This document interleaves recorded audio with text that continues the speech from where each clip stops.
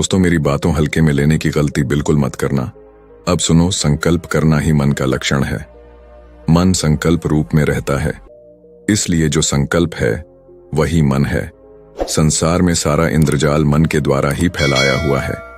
जब तक मन की कल्पना चलती रहती है तब तक मोक्ष नहीं हो सकता। यह सारा विश्व ही ब्रह्मा की मानसिक सृष्टि है। हमारा यह शरीर मूल प्रकृति, 5 महाभूत मन बुद्धि अहंकार आदि 24 तत्वों से बना हुआ है। मन 5 महाभूतों से पैदा होता है और स्वयं किसी का कारण नहीं है, इसलिए यह विकृति कहलाता है। यह इंद्रियों पर राज्य करता है। इसके बिना इंद्रियां विषय भोग नहीं कर सकती, यही इंद्रियों से कर्म करवाता है। राजा परीक्षित को समझाते हुए परमहंस शुकदेव जी कहते हैं कि मन से कभी मित्रता नहीं करनी चाहिए, जैसे कि चालाक शिकारी पकड़े हुए पशु का विश्वास नहीं करते।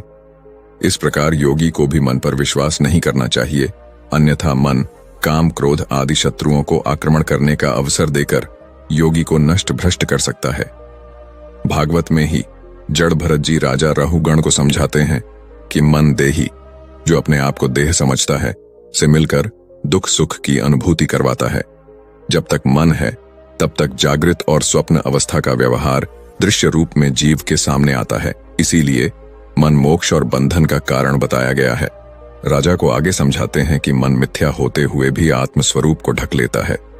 मन को भगवान की और गुरु की उपासना से ही मारा जा सकता है। उज्जैन निवासी ब्राह्मण के संबंध में श्री कृष्ण उद्धव से कहते हैं कि उस ब्राह्मण ने जान लिया कि उसके सुख और दुख का कारण न मनुष्य है, न देवता, न शरीर, परंतु मन ही इसका परम कारण है। मन ही सारे संसार चक्र को चला रहा है। यही विषयों से संबंध जोड़ता है और वृत्तियों की रचना करता है। हालांकि आत्मा निष्क्रिय है, परंतु मन ही सारी चेष्टा करता है। जब जीव मन को स्वीकार करके उसके द्वारा विषयों का भोक्ता बन बैठता है, तब कर्मों के साथ आसक्ति होने के कारण वह उनसे बंध जाता है। इसलिए एक बार और समझ लीजिए कि सुख और दुख का कारण न मनुष्य है, न देवता, न शरीर, न ग्रह, केवल मन ही है। तो दोस्तों, स्वागत है आपका हमारे चैनल सिद्धार्थ इंस्पायर्ड पर। तो चलिए, यही हमारा विषय है कि मन की छलावे से मन को अपने वश में कैसे करें, मन से कैसे पार पाया जाए, जिससे यह मोह माया से हम ऊपर उठ सके। क्योंकि इस मायावी दुनिया में मन ही माया है, मन ही हमें यहां वहां भटकता रहता है। दोस्तों, चलिए प्रारंभ करते हैं उन ज्ञान में कहानियां द्वारा। इस बात को समझने के लिए तो हमारे वीडियो के अंत तक ध्यानपूर्वक अवश्य बने रहे। आपका बहुत बहुत स्वागत है।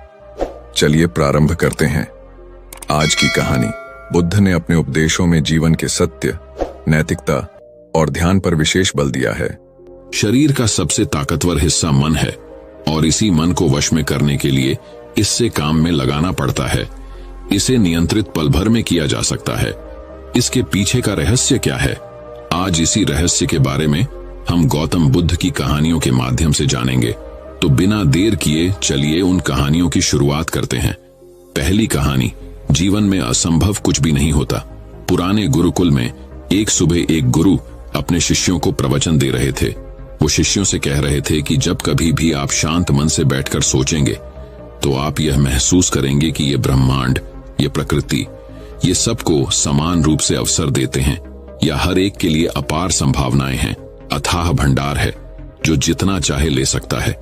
लेकिन साथ ही साथ आप यह भी महसूस करेंगे कि हमें लेना नहीं आता, हमें हासिल करना नहीं आता, क्योंकि किसी भी चीज को हासिल करने का एक तरीका होता है, एक विधि होती है, और कुछ ऐसे सूक्ष्म रहस्य है जिनका अभ्यास करना ही उस सफलता का आधार होता है, उस सफलता को पाने का सही तरीका होता है। कौन है ऐसा जो सफल नहीं होना चाहता? कौन है ऐसा जो खुश नहीं रहना चाहता? मगर फिर वो ऐसी कौन सी चीज है जो हमें ये सब पाने से रोकती है? वो है हमारे खुद के नकारात्मक विचार, वो है हमारी खुद से होने वाली नकारात्मक बातचीत, और हमारा मन खुद ही ऐसे विचार पैदा करता रहता है जो हमारे आत्मविश्वास को कमजोर बना देता है और हमें विश्वास दिला देता है कि हम उस सफलता के लायक नहीं। और यही वह सूक्ष्म रहस्य है, अपने मन में चल रहे विचारों को एक सही दिशा देना, उन्हें नकारात्मक से सकारात्मक की ओर मोड़ना, खुद से की जाने वाली मानसिक बातचीत को सही करना और खुद पर विश्वास करना। गुरु ने आगे कहा, क्या आपके अंदर कुछ ऐसा है जो आपको मुश्किल से मुश्किल वक्त में भी हार नहीं मानी देता? लोग जब उदास और परेशान होते हैं तो अक्सर वो सब कर बैठते हैं जो उन्हें नहीं करना चाहिए। नकारात्मक भावनाओं की वजह से कई बार हमारे अंदर की बुराई बाहर आ जाती है और हम गलत कदम उठा लेते हैं। गुरु ये सब बोल ही रहे थे कि तभी एक शिष्य खड़ा होता है और गुरु से प्रश्न करता है, गुरुदेव क्या आप हमें बता सकते हैं कि हमें अपने अंदर की बुराई और नकारात्मकता का सामना कैसे करना है और जिंदगी को सकारात्मक विचारों के साथ कैसे जीना है? गुरु ने मुस्कुराते हुए कहा, खुश रहना उतना भी मुश्किल नहीं है जितना आप सोचते हैं।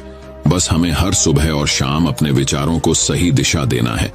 हर नया सवेरा एक उम्मीद लेकर आता है, क्योंकि हर नए दिन के साथ नए सपने, नई उम्मीदें और नए मौके मिलते हैं। इसीलिए अपने हर दिन का दिल से स्वागत करो। कौन जाने कल क्या होगा, क्योंकि आने वाला समय तो किसी ने नहीं देखा है ना। अक्सर हम सभी सोचते हैं कि हमारे सामने एक लंबी जिंदगी पड़ी है।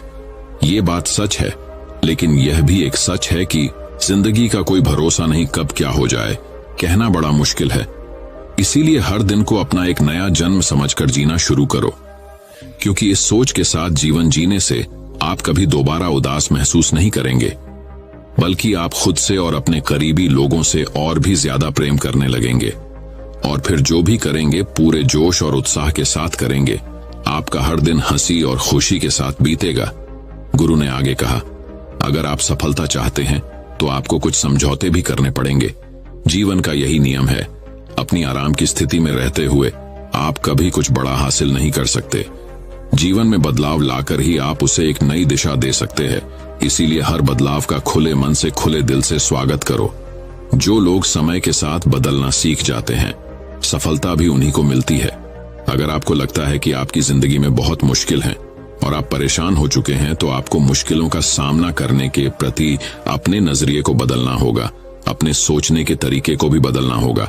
चाहे कोई सा भी बदलाव आए और वहीं कितनी ही मुश्किलें क्यों न लगें, आप बस उसका सामना कीजिए। आपको शायद नहीं पता, पर आप अपनी सोच से कहीं ज्यादा मजबूत हैं और आपकी जिंदगी में जितनी मुश्किलें आएंगी, आप उतने ही मजबूत होते चले जाएंगे, क्योंकि हर मुश्किल एक नया अनुभव, एक नया सबक देकर जाती है और फिर आपको सफल होने से कोई नहीं रोक पाएगा और आपकी जिंदगी खुशियों और कामयाबियों से भर जाएगी। बुरे काम करके ये मत सोचो कि अब आपके साथ कुछ अच्छा होगा। अगर जिंदगी में सब कुछ अच्छा चाहिए तो फिर अच्छा ही सोचना होगा और अच्छा ही करना होगा, तभी आप पर इस ब्रह्मांड की मेहरबानी होगी। इसीलिए अपनी सोच और अपने कर्म पर सही नियंत्रण रखो। हम दुनिया को किस नजर से देखते हैं, यह काफी हद तक हमारी अपनी सोच पर निर्भर करता है। एक नकारात्मक मानसिकता वाले व्यक्ति को दुनिया में सिर्फ बुरा ही बुरा दिखता है, जबकि सकारात्मक सोच हमें जीवन के उन चीजों की अहमियत करवाती है जो अभी हमारे पास हैं और उस ब्रह्मांडीय शक्ति की कृपा से हमें मिली है। गुरु ने आगे कहा, अपने मन को शांत रखना सीखो। दिन भर की भागदौड़ के बीच खुद को शांत रखने का कोई तो तरीका सीखो। एक शांत मन के साथ हमें अपने अंतरात्मा में झांकने का मौका मिलता है और हम खुद से ही सवाल जवाब करते हैं, जैसे कि मैं कौन हूं, मेरे जीवन का उद्देश्य क्या है, क्या मैं एक अच्छा इंसान हूं, क्या मैं एक अच्छा पिता या पति हूं, या क्या मैं एक अच्छा बच्चा हूं। आप जितनी गहराई से अपनी अंदर झकेंगे, उतना ही ज्यादा खुद को जान जाएंगे। आप अपने आसपास की चीजों को समझने लगेंगे, लोगों का स्वभाव और उनको समझने लगेंगे। फिर आप चीजों और लोगों को लेकर बात बात पर परेशान और उदास होना छोड़ देंगे। आपको यह एहसास होने लगेगा कि आपके किसी भी काम का क्या असर पड़ेगा। किसी भी काम से अगर आपको दुख पहुंचे तो उस काम को मत कीजिए, और जो चीज खुशी दे उसे जरूर कीजिए। फिर देखिए आपकी जिंदगी में कैसा ठहराव आता है। हमें जिंदगी एक बार ही मिलती है, तो क्यों ना इसे भरपूर तरीके से जिए। जो दिल करे वो करो, खुद को बंदरों में मत बांधो, लेकिन हाँ, इस बात का भी ध्यान रखो कि वो मनमानी ना हो, बुद्धिमानी हो और आपके भीतर की आवाज हो। इसीलिए कुछ भी करने से पहले अपनी अंतरात्मा की आवाज सुनो। आपके दिल की चाहत कुछ भी हो सकती है, जैसे कोई नया व्यापार शुरू करना, किसी नए शहर में जाकर अपनी किस्मत आजमाना, या फिर कुछ महत्वपूर्ण हासिल करना। जो भी आपके दिल में है उसे पाने के लिए कम से कम एक बार अपना संपूर्ण प्रयास जरूर करो। ये मत सोचो कि इसका परिणाम क्या होगा। जो मन में है बस उसे कर डालो। अक्सर हम उधेड़ बुन में फंस जाते हैं, क्योंकि हमारा दिल कुछ कहता है और दिमाग कुछ और। लेकिन प्रयास करने पर ज्यादा से ज्यादा आपके साथ क्या हो सकता है, यही ना कि आपको सफलता नहीं मिलेगी। गुरु ने आगे कहा, लेकिन कम से कम आपको इस बात का पछतावा तो नहीं रहेगा कि आपने कोशिश नहीं की। कुछ ना करने से तो बेहतर है कि हम उस काम को करके उसमें असफल हो जाएं। गुरु ने आगे कहा, आपकी अंतरात्मा आपकी भलाई चाहती है। इसकी आवाज को कभी भी नजरअंदाज मत करो, क्योंकि अंदर से आने वाली आवाज ही हमें सफलता के रास्ते पर ले जाती है। जब भी आप कुछ गलत सोचते हैं या करते हैं तो सबसे पहले अंदर की आवाज ही आपको टोकती है, गलत करने से रोकती है। कभी सोचा है ऐसा क्यों होता है? क्योंकि यह हमेशा हमारा भला चाहती है। यही तो ऊपर वाले का दिया हुआ सबसे अनमोल उपहार है हमारे पास, जिसे हम समझ या बुद्धिमत्ता कहते हैं। अगर जिंदगी की खूबसूरती को समझना है तो अपने अंदर झांक कर देखो। ये देखो कि तुम्हारे पास क्या क्या है और तुमने अपने जीवन में कितना कुछ हासिल किया है। जिंदगी की सुंदरता को आप केवल तभी महसूस कर पाएंगे जब आप धन्यवाद के भाव से भरे रहेंगे, बजाय यह सोचकर दुखी होने के कि हमारे पास क्या नहीं है। ये सोचकर खुश रहो कि हमारे पास कितना कुछ है, और इसी संतोष की भावना और शांत मन के साथ अपना प्रयास जारी रखो। इतना कहने के बाद गुरु कुछ देर के लिए मौन रहे और फिर कहना शुरू किया, क्या आप जानते हैं, शब्द तलवार से ज्यादा ताकतवर होते हैं। इसीलिए शब्दों का उपयोग सोच समझकर करना होता है। ऐसी बात करने से बचो जो किसी दूसरे को बुरी लगे। साफ और स्पष्ट राय रखना अच्छी बात है, लेकिन किसी को ऐसी बात मत बोलो जो उसे अंदर तक छूप जाए। सच भी तो सभ्यता के साथ कहा जा सकता है ना। अगर आप क्रोध में हैं तब भी किसी को उल्टा सीधा कहने से बचो। नहीं, ऐसा ना हो कि आपको बाद में पछताना पड़े। बात करते समय अपनी आवाज में नरमी रखो। जहां तक हो सके साफ बात कहो, लेकिन प्रेम से कहो। एक अच्छा इंसान बनने के लिए आपको सिर्फ इतना ही करना है। हाँ, लेकिन इन आदतों को अपने स्वभाव का हिस्सा बनाने में समय लगता है, क्योंकि इनका अभ्यास करना पड़ता है। खुद से पूछिए कि क्या आप एक अच्छे इंसान हैं, और आपको क्यों लगता है कि आप अच्छे हैं। आपके अंदर ऐसी कौन सी खास बात है? आप दूसरों से किस तरह से पेश आते हैं? ये सवाल आपको अपनी कमियां जानने में मदद करेंगे। शुरुआत में हो सकता है खुद से ऐसे सवाल जवाब करना आपको अजीब लगे, लेकिन खुद से ऐसे सवाल करते रहिए और खुद को विनम्र और अंदर से शांत रखने का प्रयास करेंगे। अगर एक इंसान के रूप में आपको अपने अंदर सुधार लाना है तो अपनी कमियों को पहचान कर उन्हें दूर करना ही होगा। गुरु ने आगे कहा, दुनिया में प्रेम से बढ़कर कुछ भी नहीं है। प्रेम आपको आबाद भी कर सकता है और ये आपको बर्बाद भी कर सकता है। हालांकि प्रेम को ना समझना ही बर्बाद करेगा, क्योंकि प्रेम तो बड़ी पवित्र चीज है। प्रेम ही ईश्वर है, ऐसा कहा जाता है। अपना नियम बना लो कि आपके अंदर सबके लिए प्रेम और करुणा हो। जिससे दिल में प्रेम होता है वहीं दिल आबाद होता है। जितना प्यार आप बांटेंगे उतना ही आपके पास लौट कर आएगा। जिसके दिल में प्रेम और करुणा है वह कभी किसी के साथ बुरा कर ही नहीं सकता।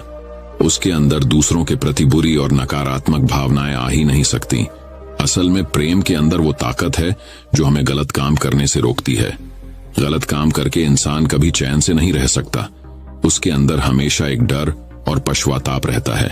गलत काम करना छोड़ दो, फिर देखो आपको इतनी बेहिसाब खुशी और संतुष्टि मिलेगी कि आपकी पूरी जिंदगी चैन से गुजरेगी। जो लोग स्वार्थी और धोखेबाज होते हैं, खुशियां उनसे दूर भागती है। वो चाहे कितना ही खुश रहने का दिखावा कर लें, लेकिन अंदर से वो हमेशा दुखी ही रहते हैं। गंदे काम और गंदे विचार हमें कभी खुश नहीं रहने देते, और जहां खुशी है वहीं प्रेम है। इतना कहने के बाद गुरु ने अपना प्रवचन समाप्त किया और फिर सभी शिष्य अपने अपने दैनिक कार्यों में लग गए। दोस्तों, इस तरह के विचार अपने दिमाग को देने से और विचारों को सकारात्मक रखने से निश्चित रूप से जिंदगी बदलेगी।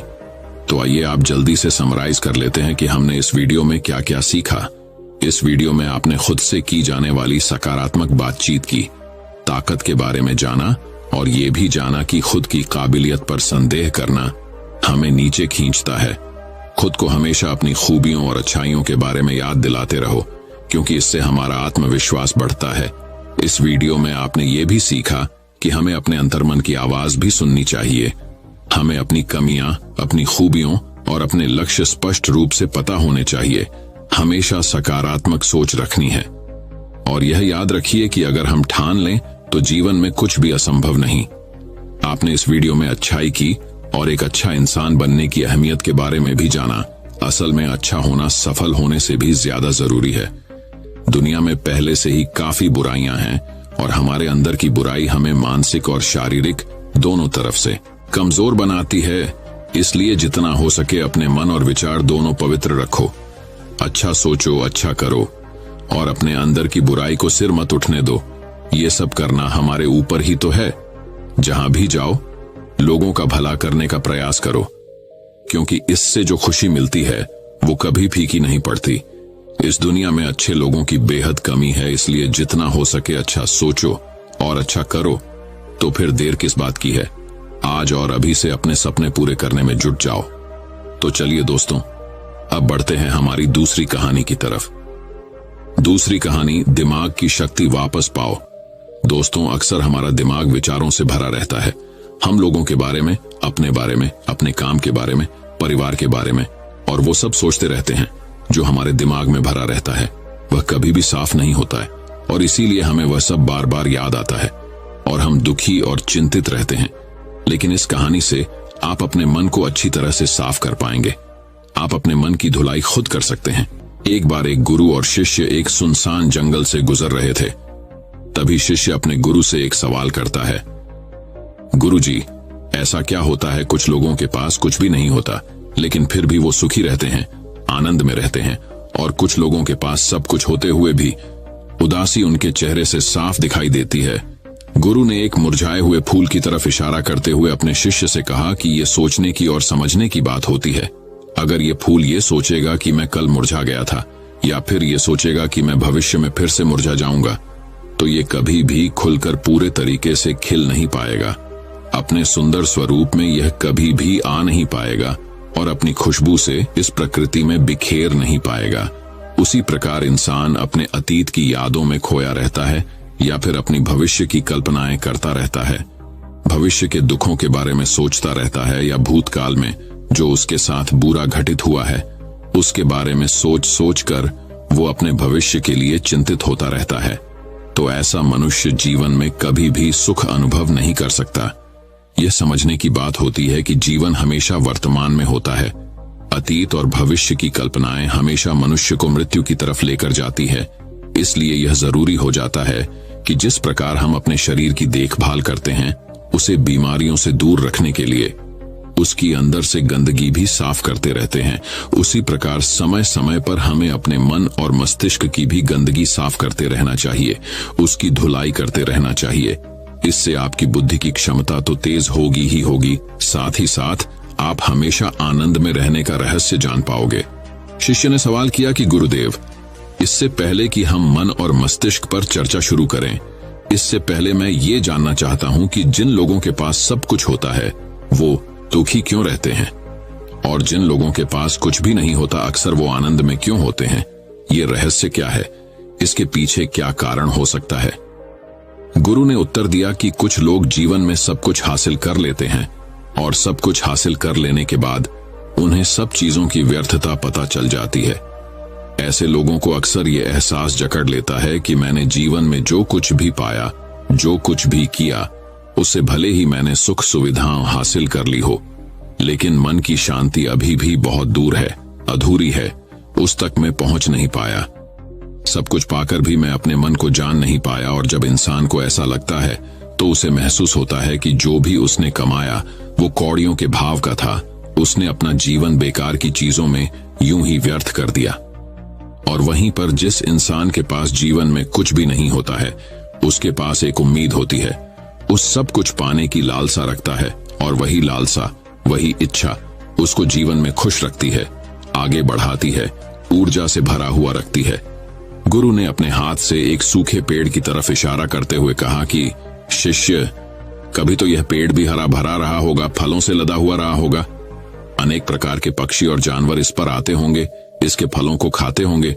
उस समय इस पेड़ को भी यह पता नहीं होगा कि एक दिन तुम सूख जाओगे और तुम्हारी हालत इतनी बदतर हो जाएगी कि तुम किसी को छांव तक नहीं दे पाओगे, तुम्हारे ऊपर पत्ते तक नहीं रह जाएंगे। फल तो दूर की बात रही। उसी प्रकार मनुष्य अपने जीवन की दौड़ में यह भूल जाता है कि जिस दौड़ में वह सबसे आगे निकलने की कोशिश कर रहा है उसका अंतिम चरण तो मृत्यु ही है। काश वो कभी इस दौड़ से अलग हटकर ये देख पाए कि इसका अंतिम चरण तुम्हें कहीं नहीं पहुंचाएगा, कि जिस दौड़ को वो सबसे आगे निकलकर जीतने के ख्वाब देख रहा है उसका अंतिम चरण मृत्यु ही है। काश वो कभी जीवन की दौड़ में ठहरकर ये देख पाए कि इसका अंतिम चरण क्या होगा, तो वो उन कामों को तेज आंचली दे सकता है जो व्यर्थ है, जो बेकार है, और ऐसे कार्यों की तरफ आगे बढ़ सकता है जो उसके जीवन में आनंद पैदा करते हो, जो उसके जीवन को एक नई दिशा देते हो। गुरु ने खुद की तरफ इशारा करते हुए समझाया कि एक योगी वो होता है जो जीवन की दौड़ में ठहर जाता है, जो ये समझ लेता है कि जीवन का अंतिम चरण तो मृत्यु ही है। इसलिए वो जीवन में सुख सुविधाएं हासिल करने की बजाय खुद के मन और मस्तिष्क को एक नए आनंद की तरफ ले जाने का प्रयास करना शुरू कर देता है। शिष्य ने सवाल किया कि गुरुदेव, क्या एक ग्रस्त जीवन में जीने वाला मनुष्य उस आनंद की प्राप्ति नहीं कर सकता? और अगर कर सकता है तो उसे किस प्रकार शुरुआत करनी चाहिए? बिल्कुल कर सकता है, गुरुदेव ने उत्तेजित होकर उत्तर दिया। अगर सभी मनुष्य उस आनंद की प्राप्ति के लिए योगी बनने का निश्चय कर लें तो इससे तो प्रकृति का चलन ही रुक जाएगा। उसकी जो व्यवस्था है वो बिगड़ने लगेगी। एक सच्चा योगी अपने जीवन में खोज करता है और खोज करने के बाद वो ग्रस्त जीवन में किस प्रकार आनंद को प्राप्त किया जा सकता है वो तरीके सभी को बताता है, ताकि मनुष्य अपने ग्रस्त जीवन का पालन करते हुए उस आनंद की प्राप्ति भी कर सके। गुरु ने खुद को संबोधित करते हुए उत्तर दिया कि मैंने अपने जीवन में जो खोज की है उसके अनुसार मनुष्य को समय समय पर अपने मन और मस्तिष्क की सफाई करते रहना चाहिए। मनुष्य अपने शरीर पर तो ध्यान दे लेता है, लेकिन अपने मन और मस्तिष्क को वो भूल जाता है, उस पर कभी ध्यान नहीं देता, और उसी वजह से मन और मस्तिष्क बूढ़े होते चले जाते हैं। उनमें जवानी नहीं रह जाती, और जब उनमें जवानी नहीं रह जाती तो उनमें नयापन और ताजगी नहीं रह जाती, जिसकी वजह से एक इंसान उदासी से भर जाता है। मन और मस्तिष्क की गंदगी क्या होती है, पहले मैं तुम्हें ये बताता हूँ। हर मनुष्य के जीवन में कुछ ऐसी घटनाएं घटती हैं जिनका उसके मनोमस्तिष्क पर बहुत गहरा असर पड़ता है। वो जीवन पर्यंत उन घटनाओं को भूला नहीं पाता है, और वही घटनाएं उसके मन में पूरी तरह से पक्की बैठ जाती है, जो उसके मन में गांठ पैदा कर देती है। और भविष्य में जब भी वो कोई काम करेगा तो ये घटनाएं उसको प्रभावित करेंगी, उसके विचारों को, उसके निर्णय को पूरी तरह से बदल कर रख देंगी। ऐसे मनुष्य की दृष्टि भी भ्रमित हो जाती है, वो सत्य स्वरूप को नहीं देख पाता, वो चीजों को उन घटनाओं से जोड़कर भ्रमित तरीके से देखता है। उदाहरण के लिए, अगर किसी बुरी आंखों वाले आदमी ने आपको धोखा दे दिया तो अब जीवन पर्यंत बुरी आंखों वाले आदमी को हमेशा धोखेबाज समझते रहेंगे, उस पर कभी पूर्ण रूप से विश्वास नहीं कर पाएंगे। लेकिन समझने की बात यह होती है कि जिस इंसान ने आपको धोखा दिया, वो धोखा आपको बुरी आंखों से नहीं मिला, वो उस इंसान के स्वभाव से मिला। लेकिन उस इंसान के स्वभाव से हमारे दिमाग में उसका एक चित्र छप गया, उसकी एक छवि बन गई, और वो छवि दूसरे आदमी से जब हम संपर्क करते हैं तो बीच में एक दीवार की तरह खड़ी हो जाती है, और इसी वजह से दो लोगों के बीच प्रगाढ़ संबंध स्थापित नहीं हो पाते। जो मनुष्य के लिए सबसे जरूरी यही होता है कि वो अपने आप को अतीत की घटनाओं से फ्री रखें। उन घटनाओं से प्रभावित होकर वो दिमाग में किसी तरह की छवि न बनाएं। कुछ लोग इस बात पर यह सवाल खड़ा कर सकते हैं कि फिर जीवन के अनुभव किस काम आएंगे, लेकिन समझने की बात यह होती है कि हम जीवन के अनुभवों से भी भ्रमित तरीके से ज्ञान लेते हैं, सही तरीके से उनसे सीख ले ही नहीं पाते। ठीक उसी प्रकार जिस तरह उस बुरी आंखों वाले की आंखें जिम्मेदार नहीं थीं धोखा देने के लिए, उसका स्वभाव जिम्मेदार था, लेकिन मनुष्य अपने अनुभव में उन बुरी आंखों को याद रखेगा, उस स्वभाव को भूल जाएगा। शिष्य अपने गुरु की बातों में इतना खो गया कि उसे चलते चलते जंगल के रास्ते में पड़े हुए कांटे दिखाई नहीं दिए, और अचानक उसके पैर में एक कांटा चुभ गया। गुरु ने उसका कांटा बाहर निकालते हुए उससे पूछा, कांटा तुम्हारे पैर में क्यों लगा? इसके पीछे तुम किसे जिम्मेदार मानते हो? गुरु ने कहा कि तुम मुझे भी जिम्मेदार मान सकते हो, क्योंकि मैं तुम्हें एक बात सुना रहा था। क्या तुम खुद को भी जिम्मेदार मान सकते हो कि तुम मेरी बातों में इतना खो गए कि तुम्हारा रास्ते पर ध्यान ही नहीं रहा? क्या तुम इन पेड़ों को जिम्मेदार मान सकते हो जिन्होंने ये कांटे इस रास्ते पर बिछा दिए? शिष्य ने उत्तर दिया कि गुरुदेव, इसमें मैं खुद को ही जिम्मेवार मानता है, क्योंकि आप तो अपना काम कर रहे थे और इस पेड़ ने भी अपना काम किया, पर मैं अपना काम पूरे होश पूर्वक नहीं कर पाया। अगर मैं चलने पर ध्यान लगाए रहता, अगर मैं आपकी बातों में पूरी तरह से खो नहीं जाता, तो मुझे ये कांटा कभी नहीं लगता। इसमें पूरी तरह से मेरी ही गलती थी। गुरु ने अपने शिष्य की पीठ थपथपाते हुए आगे कहना शुरू किया कि जो घटनाएं हमारे मन को प्रभावित करती हैं, जरूरी हो जाता है कि उन घटनाओं को हम किसी भी तरह अपने मन से बाहर निकाल दें, और उसके लिए सबसे सरल तरीका है कि अपनी भावनाओं को व्यक्त करना सीखो। उसे अपने दिल में, अपने मस्तिष्क में बिठाकर मत रखो। जब तुम किसी दूसरे मनुष्य के सामने अपनी भावनाओं को व्यक्त कर देते हो तो तुम्हारे मन का बोझ हल्का हो जाता है। कुछ लोगों का स्वभाव ऐसा होता है कि वो अपने मन की बात किसी को नहीं बताते। ऐसे लोग अक्सर अपने अंदर ही अंदर दुखी होते रहते हैं, लेकिन वो अपने मन की बात किसी दूसरे आदमी के सामने नहीं बताते। इसके उलट कुछ लोग ऐसे भी होते हैं जो अपने मन में किसी भी बात को रख नहीं पाते। उनके साथ कुछ भी अच्छा या बुरा होता है, वो अपने मन की बात, अपनी भावनाओं को दूसरों के सामने व्यक्त कर देते हैं। और तुमने खुद महसूस किया होगा कि जो लोग अपने मन की भावनाओं को व्यक्त कर देते हैं वो जीवन में ज्यादा आनंदित रहते हैं। कभी भी प्राकृतिक रूप से आए हुए वेग को रोकना नहीं चाहिए। जिस वेग को हम रोकने की कोशिश करते हैं वो वेग हमें अंदर से ही खाने लग जाता है। अगर तुम्हारा मन किसी बुरी घटना पर रोने का हो रहा है तो चीख चीख कर रो, अपने आप को रोको मत, उस वेग को पूरी तरह से बाहर आने दो। अगर किसी दूसरी घटना पर तुम्हारा मन खुश होने का, आनंदित होने का हो रहा है तो पूरी तरह से नाचो गाओ, जिससे कि तुम उस वेग को बाहर निकाल सको। और जब वो वेग अपनी पूरी गति के साथ बाहर आ जाता है तो पीछे छोड़ आता है एक खालीपन, एक अकेलापन, एक शांति, एक मौन, एक अनुभूति। गुरु ने शिष्य को समझाते हुए बताया कि जिस प्रकार तेज रफ्तार से चलता हुआ पानी अपने वेग से आने वाली सभी बाधाओं को तोड़ देता है, उसी प्रकार हमारे अंदर भावनाओं का उठन वाला अगर बाहर नहीं निकाला गया, अगर हमने बांध बनाने की कोशिश की तो वो उस बांध को तोड़ देगा, और उस बांध को तोड़ने के बाद उसका कचरा हमारे मन के अंदर ही ठहर जाएगा, जो हमारे मन को दूषित कर देगा, उसको गंदगी से भर देगा। अक्सर मनुष्य अपने मन में किसी घटना को दबाकर इसलिए रखता है कि वो सोचता है कि अगर सामने वाले को इस घटना के बारे में पता चला तो वो पता नहीं मेरे बारे में क्या सोचेगा। इसी विचार की वजह से वो अंदर ही अंदर खुद दुखी होता रहता है, लेकिन सामने वाले को वो कुछ भी नहीं बताता। लेकिन एक बार अगर वो हिम्मत कर सकता है, शुरुआत कर सकता है, तो उसका पूरा जीवन परिवर्तित हो सकता है। एक बार अगर उसके दिमाग की आदत बन गई तो वो जीवन भर अपनी भावनाओं को दूसरों के सामने व्यक्त करने से हिचकिचाएगा नहीं। और अपने दिमाग की ये आदत हम 21 दिनों में पैदा कर सकते हैं। 21 दिनों तक अगर सही तरीके से हम अभ्यास करें तो हमारा दिमाग पूरी तरह से भावनाओं से मुक्त हो जाएगा। यह 21 दिनों का अभ्यास इस प्रकार है। 21 दिनों तक सबसे पहली बात जो याद रखनी है कि अपने मन में किसी भी बात को दबाकर नहीं रखना है। अगर हम किसी मनुष्य के बारे में अच्छा सोचते हैं तो हम उसे व्यक्त करें, अगर बुरा भी सोचते हैं तो उसे भी व्यक्त करें। परिणाम भूल जाएं कि परिणाम क्या होंगे, सिर्फ अपने दिमाग की धुलाई करने पर विश्वास रखें। इससे आपके अंदर एक अद्भुत साहस पैदा होगा। जब आप किसी मनुष्य के बारे में वह सब बता पाएंगे जो आप उसके बारे में सोचते हैं, तो आप खुद सोचिए कि आपका खुद के ऊपर विश्वास कितना ज्यादा बढ़ जाएगा। आपके मन के सारे डर खत्म हो जाएंगे। हो सकता है कि इसमें आपको चुनौतियों का सामना करना पड़े, लेकिन जहां पर चुनौती नहीं होती वो कुछ अभ्यास भी नहीं होता। अभ्यास हमेशा चुनौतियों से भरा होना चाहिए। इससे आप सत्य वचन बोलने का अभ्यास भी कर पाएंगे। अक्सर हम दूसरों को प्रभावित करने के लिए वो सब बोलते हैं जो उन्हें अच्छा लगता है, लेकिन वो नहीं बोलते जो हम उनके बारे में सचमुच में सोचते हैं, और यही हमारी सबसे बड़ी भूल हो जाती है। इससे हमारा पूरा अस्तित्व झूठ बनकर रह जाता है। और अपनी भावनाओं को व्यक्त करते समय यह भी जरूर ध्यान रखें कि आपके अंदर जो भावनाएं उस इंसान के प्रति उठ रही हैं, उनके पीछे का मूलभूत कारण क्या है। उदाहरण के लिए, जब एक नौकर अपने मालिक के लिए कोई काम करता है और वो काम अच्छे से नहीं कर पाता है, तो मालिक उसे डांट फटकार देता है, जिससे उसके अंदर उसके प्रति क्रोध की भावना ये उठती है। लेकिन समझने की बात ये होती है कि मालिक तो आपको कहेगा ही, वो तो डांटेगा ही।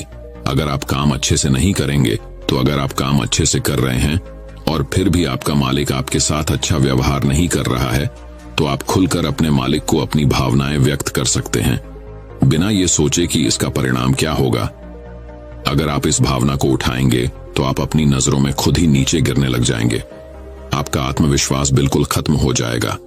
दूसरा अभ्यास जो तुम्हें 21 दिनों तक करना है वो ये है कि जो भी घटनाएं तुम्हारे साथ घटित होती हैं, कम से कम जीवन में एक इंसान ऐसा होना चाहिए जिसके सामने तुम अपने दिल की बात रख सको, चाहे अच्छी बात हो चाहे बुरी बात हो। वो सब बातें तुम बिना कुछ सोचे विचारे, बिना इस डर से कि वो इंसान तुम्हारे बारे में क्या सोचेगा, तुम उस इंसान को अपनी सारी बातें बता सको और वो इंसान तुम्हारी सारी बातें सुनने के बाद तुम्हारे लिए कोई छवि पैदा ना करें। ऐसे इंसान अपने जीवन में खोजो और उनके सामने अपनी सारी भावनाएं व्यक्त करने की कोशिश करो। दिन में जो कुछ भी घटित होता है, अच्छा लगता है, बुरा लगता है, किसी के प्रति आकर्षण होता है, उसको एक दोस्त की तरह बताने का प्रयास करो। इससे तुम्हें ये पता चल पाएगा कि तुम्हारा मन घटनाओं के प्रति किस प्रकार की भावनाएं पैदा करता है। तुम अपने मन को समझने में सक्षम हो पाओगे। जब तुम किसी दूसरे आदमी को ये सारी बातें बताते हो तो तुम खुद भी अपनी प्रतिक्रिया रोके उस घटना के प्रति तुम्हारा क्या रवैया रहा है, उसके प्रति खुद का आकलन भी कर पाते हो। और तीसरा अभ्यास जो तुम्हारे मन को खाली रखेगा वह है योग निद्रा का अभ्यास। तो दोस्तों, उम्मीद करता हूं आपको इस कहानी से एक अच्छी सीख मिली होगी। ये कहानी आपको कैसी लगी हमें कमेंट बॉक्स में कमेंट करके जरूर बताएं। कैसे भी परिस्थिति हो, अपने आप पर चिंता और डर को हावी मत होने दो। हमेशा सकारात्मक सोचो। बुरा वक्त अपने आप चला जाएगा और आप डरेंगे भी नहीं। बुरी स्थिति में भी हमेशा सकारात्मक सोचो और खुश रहो। ऐसा करने से आपको सफलता अवश्य मिलेगी। पत्थर से मूर्ति बनने तक की अद्भुत कहानी। हम देखते हैं कि एक पत्थर जिस पर हम विश्वास करते हैं उसे पूजा जाता है और एक दूसरा पत्थर होता है जिससे हम भगवान पर चढ़ाने के लिए नारियल फोड़ते हैं। पत्थर तो एक ही होता है, लेकिन एक पत्थर छैनी हथौड़े की मार झेलकर भगवान बन जाता है और दूसरा छैनी हथौड़े की मार से टूट जाता है। लेकिन जिस पत्थर ने पहले दर्द को सह लिया उसको पूजा जाता है, और जिस पत्थर ने पहले दर्द को सहन नहीं किया उसको बाद में बार बार दर्द मिलता है। जिस पत्थर से हम नारियल फोड़ते हैं ये वही पत्थर होता है जो थोड़े दर्द से टूट जाता है।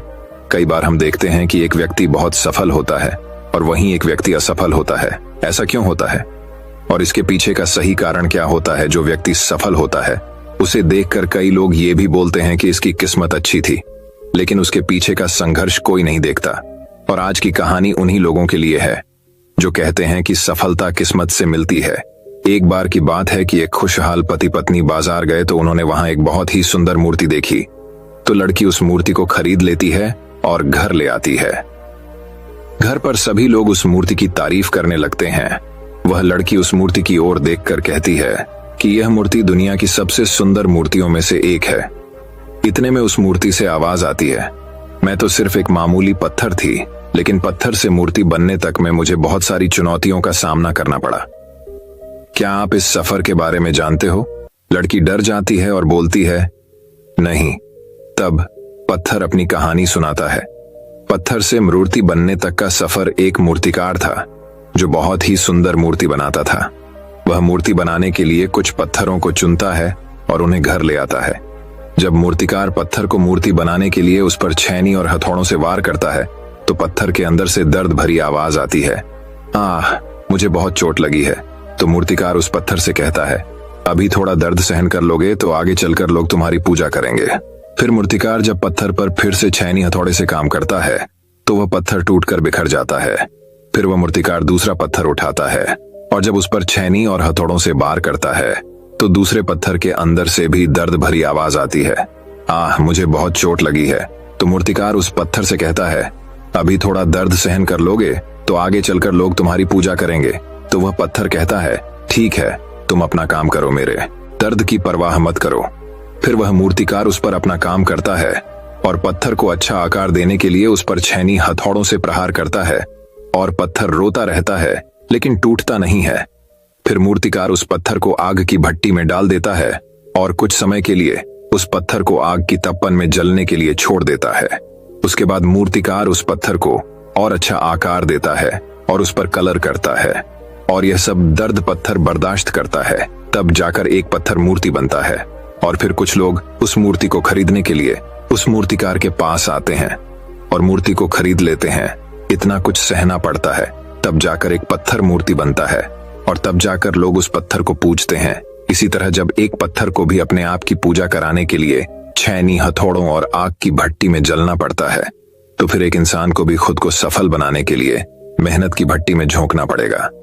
सीख, जिस तरह एक पत्थर को मूर्ति बनने के लिए तपना पड़ता है, उसी तरह हर इंसान को सफलता पाने के लिए मेहनत की भट्टी में तपना पड़ता है, तब जाकर ही सफलता मिलती है। चलिए दोस्तों, हमारी अगली कहानी की तरफ। चूहे से शेर, फिर शेर से चूहे तक की कहानी। एक जंगल में तेजस्वी साधु तपस्या कर रहे थे। उसी समय वहां पर चूहा भागता भागता आया और साधु जी से बोलता है, बचा लो साधु जी, बचा लो। तो साधु जी पूछते हैं, क्या हुआ? तो चूहा बोलता है, बिल्ली मेरे पीछे पड़ी है, मुझे खा जाएगी, मुझे बचा लीजिए। साधु जी को उस चूहे पर दया आ जाती है और साधु जी उस चूहे के सिर पर हाथ फेरते हैं और उसे बिल्ली बना देते हैं। कुछ टाइम होता है, वही चूहा जो बिल्ली बन चुका होता है फिर से भागता भागता आता है और बोलता है, साधु जी बचा लो, बचा लो। साधु जी बोलते हैं, अब क्या हुआ? अब तो तू बिल्ली बन गया है, अब क्या परेशानी आ गई? बिल्ली बोलती है, साधु जी अब मेरे पीछे एक कुत्ता पड़ गया है, मुझे बचा लीजिए, नहीं तो वो मुझे मार डालेगा।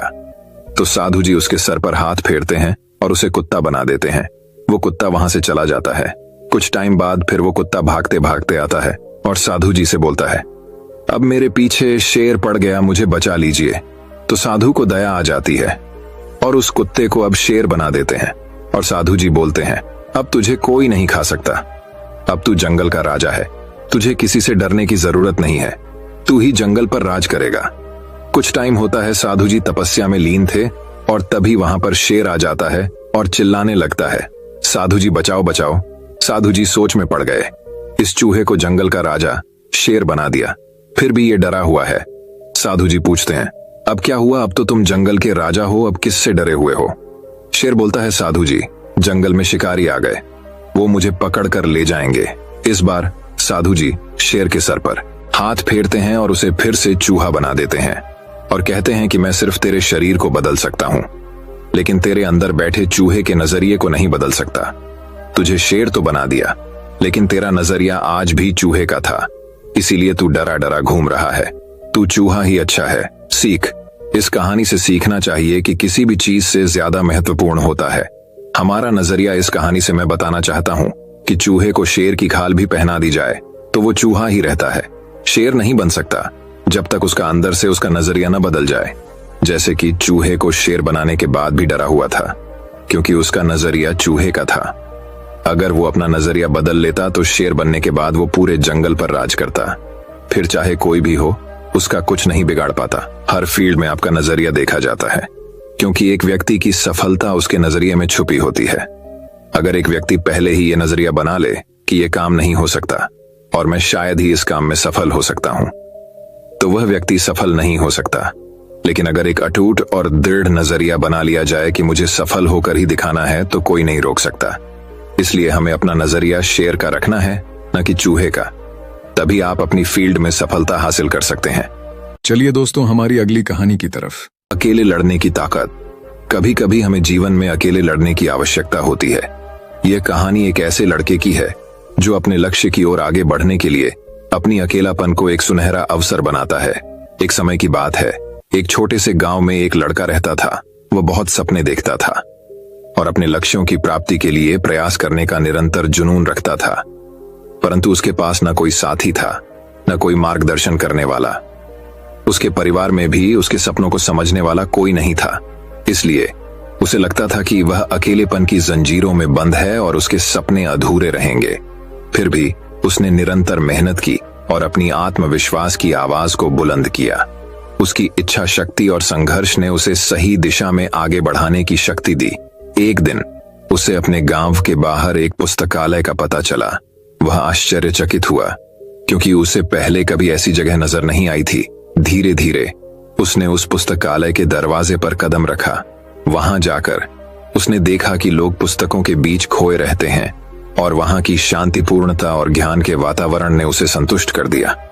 अपनी उत्कृष्टता को पहचानते हुए उसने निर्णय किया कि वह पुस्तकालय में समय बिताएगा।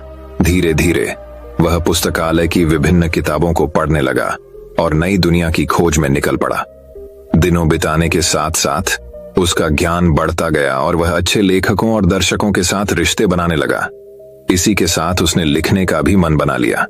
उसने कई लेख लिखे, जिसमें से उसका एक लेख प्रकाशित हुआ और उसे अवसर मिला अपने लेखकीय कौशल को दुनिया के सामने प्रदर्शित करने का। वह लड़का जिसने कभी अकेलापन को एक रुकावट समझा था, अब एक प्रेरणादायक उदाहरण बन गया। लोग उसे मान्यता देने लगे और वह लड़का अपने लक्ष्यों की ओर अग्रसर होने में सफल हुआ। इस कहानी से हमें यह सीख मिलती है कि अकेलेपन को एक सुनहरा अवसर बनाने के लिए हमें संघर्ष करना चाहिए। हमारी संयमितता, समर्पण और मेहनत हमें अपने लक्ष्यों की प्राप्ति की ओर आगे बढ़ा सकती है। चलिए दोस्तों, हमारी अगली कहानी की तरफ। ये कहानी एक गांव की है जहां लोग एक दूसरे के सहारे जीने का तरीका सीखते हैं। एक गांव था जहां लोगों के बीच में अनूठा एक बंधन था। यहाँ के लोग एक दूसरे के साथ मेहनत करते, सहायता करते और एक दूसरे के साथ खुशियों और दुखों को बांटते थे। इस गांव की कहानी बहुत ही अनोखी थी। एक बार गांव में एक नया आदमी आया। उसका नाम राम था। राम बहुत ही निराशाजनक हालात में आया था। वह एक छोटे से गांव में दूर रहते थे जहां उनका परिवार बीमारियों और तंगी में फंसा था। उन्होंने सोचा कि वह इस गांव में आकर नए जीवन की कोशिश करेंगे। राम गांव में आकर एक आदर्श बनने के लिए प्रयास करने लगे। वे हर काम में मेहनत करते, दूसरों की सहायता करते और सबके लिए प्रेरणा स्रोत बन गए। दूसरे लोगों की खुशियों और दुखों में भी वे सहभागी रहते। एक बार गांव में बड़ा दुख का समय भी आया जब गांव के मुखिया का बेटा अचानक बीमार पड़ गया।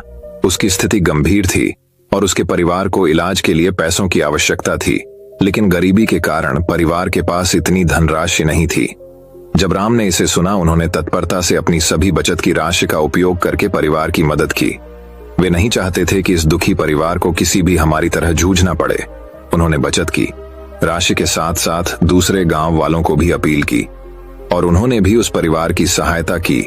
इस आपातकाल में गांव वालों ने एक बड़ी टीम बना ली। सभी ने मेहनत करके और अपने संगठन के साथ मिलकर इलाज के लिए पैसे इकट्ठा किए।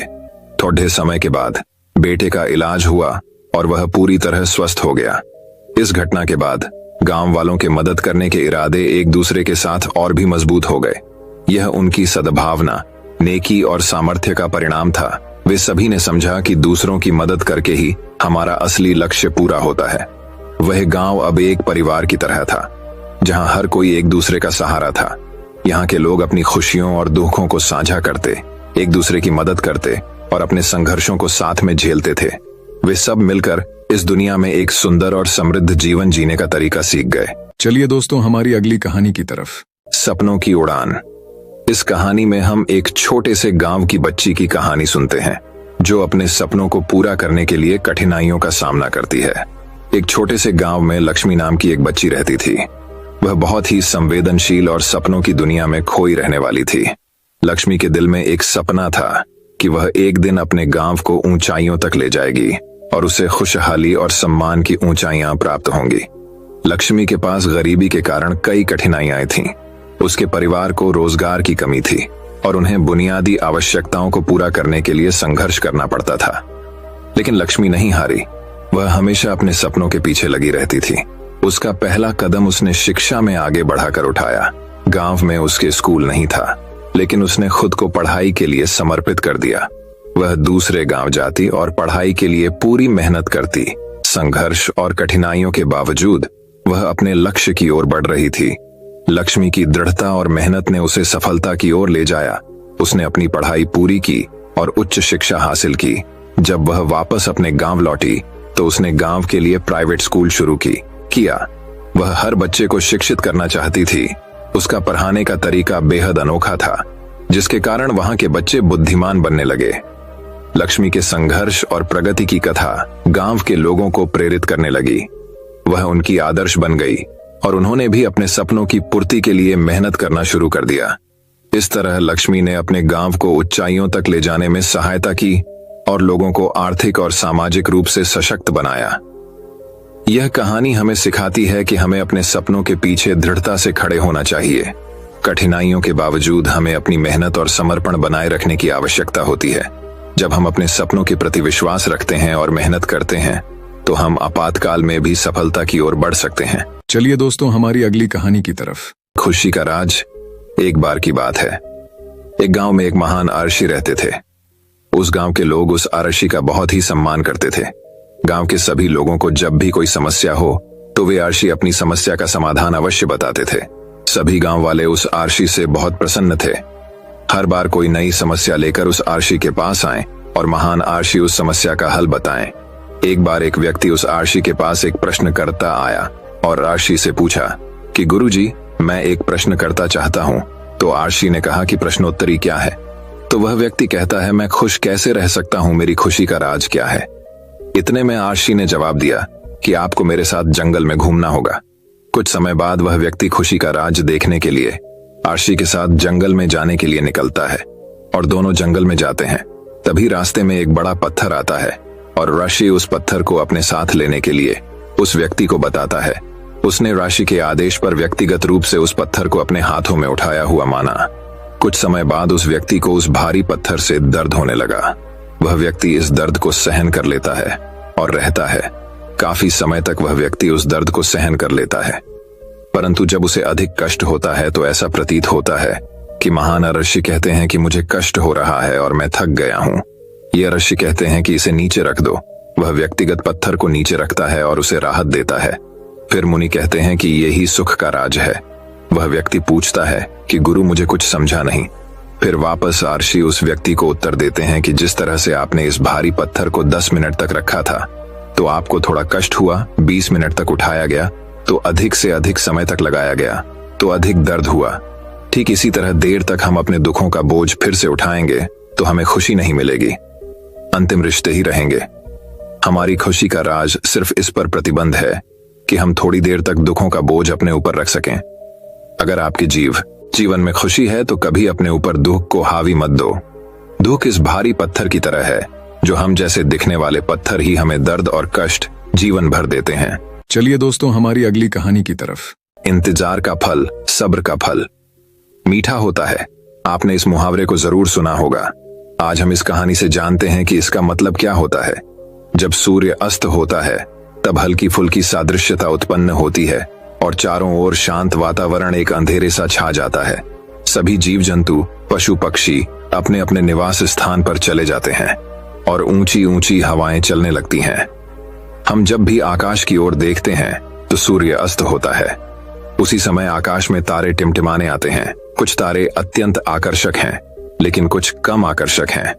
अधिक टिकाऊ वाले निगम पर हमारी नजर बहुत कम है, इसलिए हम उन पर ध्यान नहीं दे पाते और उनकी प्राकृतिक फीकी पड़ जाती है। लेकिन उन सब में से एक ऐसा तारा होता है जो और भी चमकता है, जो आने से पूरा आकाश जगमगा जाता है। वह इतनी सुंदर और चमकदार होती है कि उसकी जगमगाते लोगों के चेहरे पर खुशी आ जाती है। हम उसे स्वाति नक्षत्र के नाम से जानते हैं। परम चमकदार और सुंदर होता है, जिसके आने से लोग खुश हो जाते हैं। बाकी के नक्षत्र स्वाति नक्षत्र से ईर्ष्या करते हैं और अपनी इस तृष्णा की कथा को श्री नारद मुनि को अर्पित करते हैं। नारद मुनि ने उन सभी को समझाया जिनमें कहा गया है कि देखो, जो भी सब्र करता है उनकी कीर्ति दुनिया में है। और मुझे स्पष्ट रूप से पता चलता है कि आप लोगों में धैर्य नहीं है, इसलिए आप लोग सायंकाल में घटित होते सब्र का फल मीठा होता है। आपने इस मुहावरे को जरूर सुना होगा। आज हम इस कहानी से जानते हैं कि इसका मतलब क्या होता है। जब सूर्य अस्त होता है तब हल्की फुल्की सादृश्यता उत्पन्न होती है और चारों ओर शांत वातावरण एक अंधेरे सा छा जाता है। सभी जीव जंतु, पशु पक्षी अपने अपने निवास स्थान पर चले जाते हैं और ऊंची ऊंची हवाएं चलने लगती हैं। हम जब भी आकाश की ओर देखते हैं तो सूर्य अस्त होता है। उसी समय आकाश में तारे टिमटिमाने आते हैं, होते ही तुरंत जगमगाने लगते हैं। लेकिन स्वाति नक्षत्र भारी समय के बाद आकाश के करीब आता है और उसकी सतह इतनी अधिक हो जाती है, सभी लोगों के चेहरे पर मुस्कान आती है। ऐसा कहा जाता है कि सब्र करना चाहिए, क्योंकि उसका फल हमें मीठा होता है। यदि तुम देर से आकाश में टिमटिमाते होते तो भी महत्वपूर्ण होते और तारामंडल भी लोग अलग नाम से जानेंगे। नारद मुनि द्वारा बताई गई बात सभी स्टैंडर्ड को समझ आ गई। सब्र का फल मीठा होता है, यह बात हम सभी जानते हैं और हम लोगों ने इसे महसूस भी नहीं किया है। मैं हमेशा अपने कार्यों को पूरा करने के लिए उसके परिणामों के इंतजार के बाद उतावला हो जाता हूँ, या फिर अपने आने वाले कार्यों को पूरा करने के लिए उतावला हो जाता हूँ, जिससे मेरा आने वाला कार्य प्रकाशित हो जाता है। परंतु मुझे ऐसा नहीं करना चाहिए। मुझे सब्र करना चाहिए उस परिणाम का या उस आने वाले कार्य का जिससे मुझे वह कार्य अच्छा लगा और उसका परिणाम भी अच्छा हो गया। हम जानते हैं कि प्रारंभिक रूप से मूल्यांकित उत्पाद हमेशा आपके गोल से बाहर होते हैं। हमें धैर्यवान बने रहने की जरूरत है, तभी हमें जीवन में सफलता मिलेगी। हमें किसी भी कार्य में साहस दिखाने की आवश्यकता नहीं है, फिर भी सफलता के द्वार खुलते हैं। हिम्मत ही ऐसा हथियार है जो इंसान के दिमाग का संतुलन बनाए रख सकता है और आगे आने वाली फिल्म को देखने के लिए नए रास्ते को बता सकता है। बड़े बड़े महात्माओं और महापुरुषों के द्वारा भी बताया गया है कि हमें भी किसी कार्य में सफलता प्राप्त हो तो उसे चिंता मुक्त करना चाहिए। दोस्तों, मैं उम्मीद करता हूं कि यह कहानी सुनने से आपके जीवन में अच्छे बदलाव आए होंगे। आपको इस वीडियो से क्या सीखने मिला ये कमेंट करके जरूर बताएं और अपने परिवार, दोस्तों या आपके करीबी इंसान के साथ ये कहानी शेयर करके उन्हें भी इस ज्ञान से परिचित करवाएं। बाकी अगर आपको यह वीडियो दिल से अच्छी लगी हो तभी इस वीडियो को लाइक कर देना और आपने अब तक इस चैनल को सब्सक्राइब न किया हो तो चैनल को सब्सक्राइब भी जरूर कर देना। चलिए दोस्तों, हमारी अगली कहानी की तरफ। इस कहानी के माध्यम से हम सुबह की कुछ ऐसी आदतों के बारे में जानेंगे जिन्हें अपनाकर आप अपने जीवन में एक अलग चमत्कार ला सकते हैं। अर्थात आप अपने जीवन को पूरी तरह से बदल सकते हैं और आपका हर एक दिन, हर एक सुबह पहले से कहीं ज्यादा बेहतरीन हो जाएगी। आपकी सुबह सकारात्मक होगी, जिस कारण आपका पूरा दिन बेहतर से बेहतरीन होने लगेगा और आप जैसे चाहेंगे आप अपना दिन वैसा बना सकते हैं। बहुत समय पहले की बात है, एक नगर में विजय नाम का एक व्यक्ति रहता था जो अपने जीवन में कुछ करना चाहता था। वह पैसा कमाना चाहता था, नाम कमाना चाहता था, लोगों के बीच अपनी पहचान बनाना चाहता था, लेकिन वह अपनी बुरी आदतों के कारण बहुत परेशान था।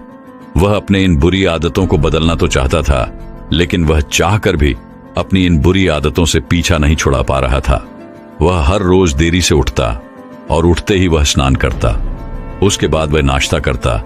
वह जल्दबाजी में अपने काम पर निकल जाता और अधिकांश ही वह अपने दफ्तर तक पहुंचने में देर कर देता, जिस कारण उसका मालिक उसे बहुत खरी खोटी सुनाया करता था और इसी वजह से उसका पूरा दिन भी बेकार हो जाया करता। वह दिन भर क्रोधित रहता, परेशान रहता, चिड़चिड़ा रहता और दूसरी तरफ जब वो शाम को थका हारा घर लौटता तो घर पर भी उसे तरह तरह के ताने सुनने को मिलते, जिस कारण वो बहुत परेशान रहने लगा था। वो बहुत चिंतित रहने लगा था। उसे कुछ भी समझ नहीं आ रहा था कि आखिर वह क्या करे, किस तरह से अपने इन बुरी आदतों से छुटकारा पाए, किस तरह से वह अपने जीवन में वह हासिल करे जो वो चाहता है।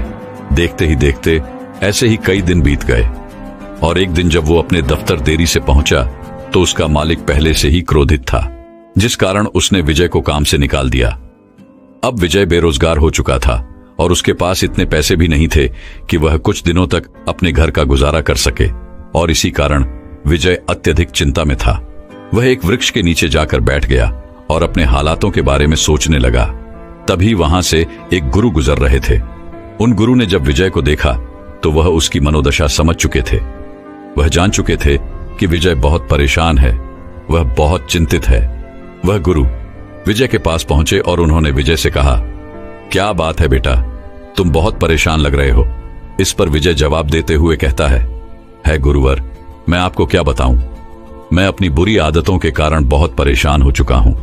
मैं हमेशा देरी से उठता हूं और इसी कारण मैं हमेशा दफ्तर देरी से पहुंचता हूं और इसी कारण आज मेरे मालिक ने मुझे दफ्तर से निकाल दिया।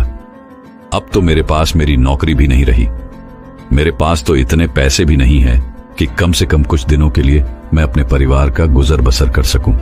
मैं तो अपने जीवन में कुछ बड़ा करना चाहता था, पैसे कमाना चाहता था, नाम कमाना चाहता था, लोगों के बीच अपनी पहचान बनाना चाहता था, लेकिन आज मेरे पास कुछ भी नहीं है।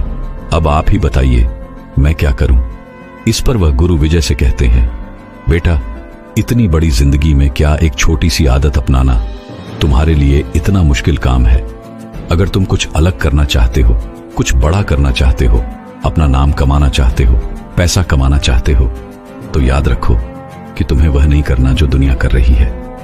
तुम्हें तो कुछ अलग करना होगा। तुम्हें कुछ अलग करने की हिम्मत दिखानी होगी। ये जज्बा ही तुम्हें कुछ अलग पहचान दिलाएगा और तुम्हें उस मुकाम तक पहुंचाएगा जहां लोग आपको आपके नाम से नहीं बल्कि आपके काम से जानेंगे। और इसकी शुरुआत तुम्हें अपने उन आदतों से करनी होगी जिन आदतों के कारण तुम आज इतने परेशान हो, जिनके कारण आज तुम यहां पर हो। इस पर विजय कहता है गुरुवार, मैंने अपनी आदतों को बदलने की कोशिश की है। मैंने कई तरीके अपनाए, कई तरह की कोशिशें की, लेकिन मैं हर बार नाकामयाब रहा। मैं अपनी आदतों को नहीं बदल पाया और इसी वजह से तो आज मेरी यह हालात है। इस पर वह गुरुवर विजय से कहते हैं, क्योंकि बेटा तुम वो कर रहे थे जो लोग कर रहे हैं, तुमने कुछ अलग करने की कोशिश ही नहीं की। तुम्हें जिसने जो बताया तुमने वो तरीका अपना लिया। क्या तुमने इसे अपने जीवन में उतार कर देखा? क्या तुमने इसे अपने तरीके से अपना कर देखा?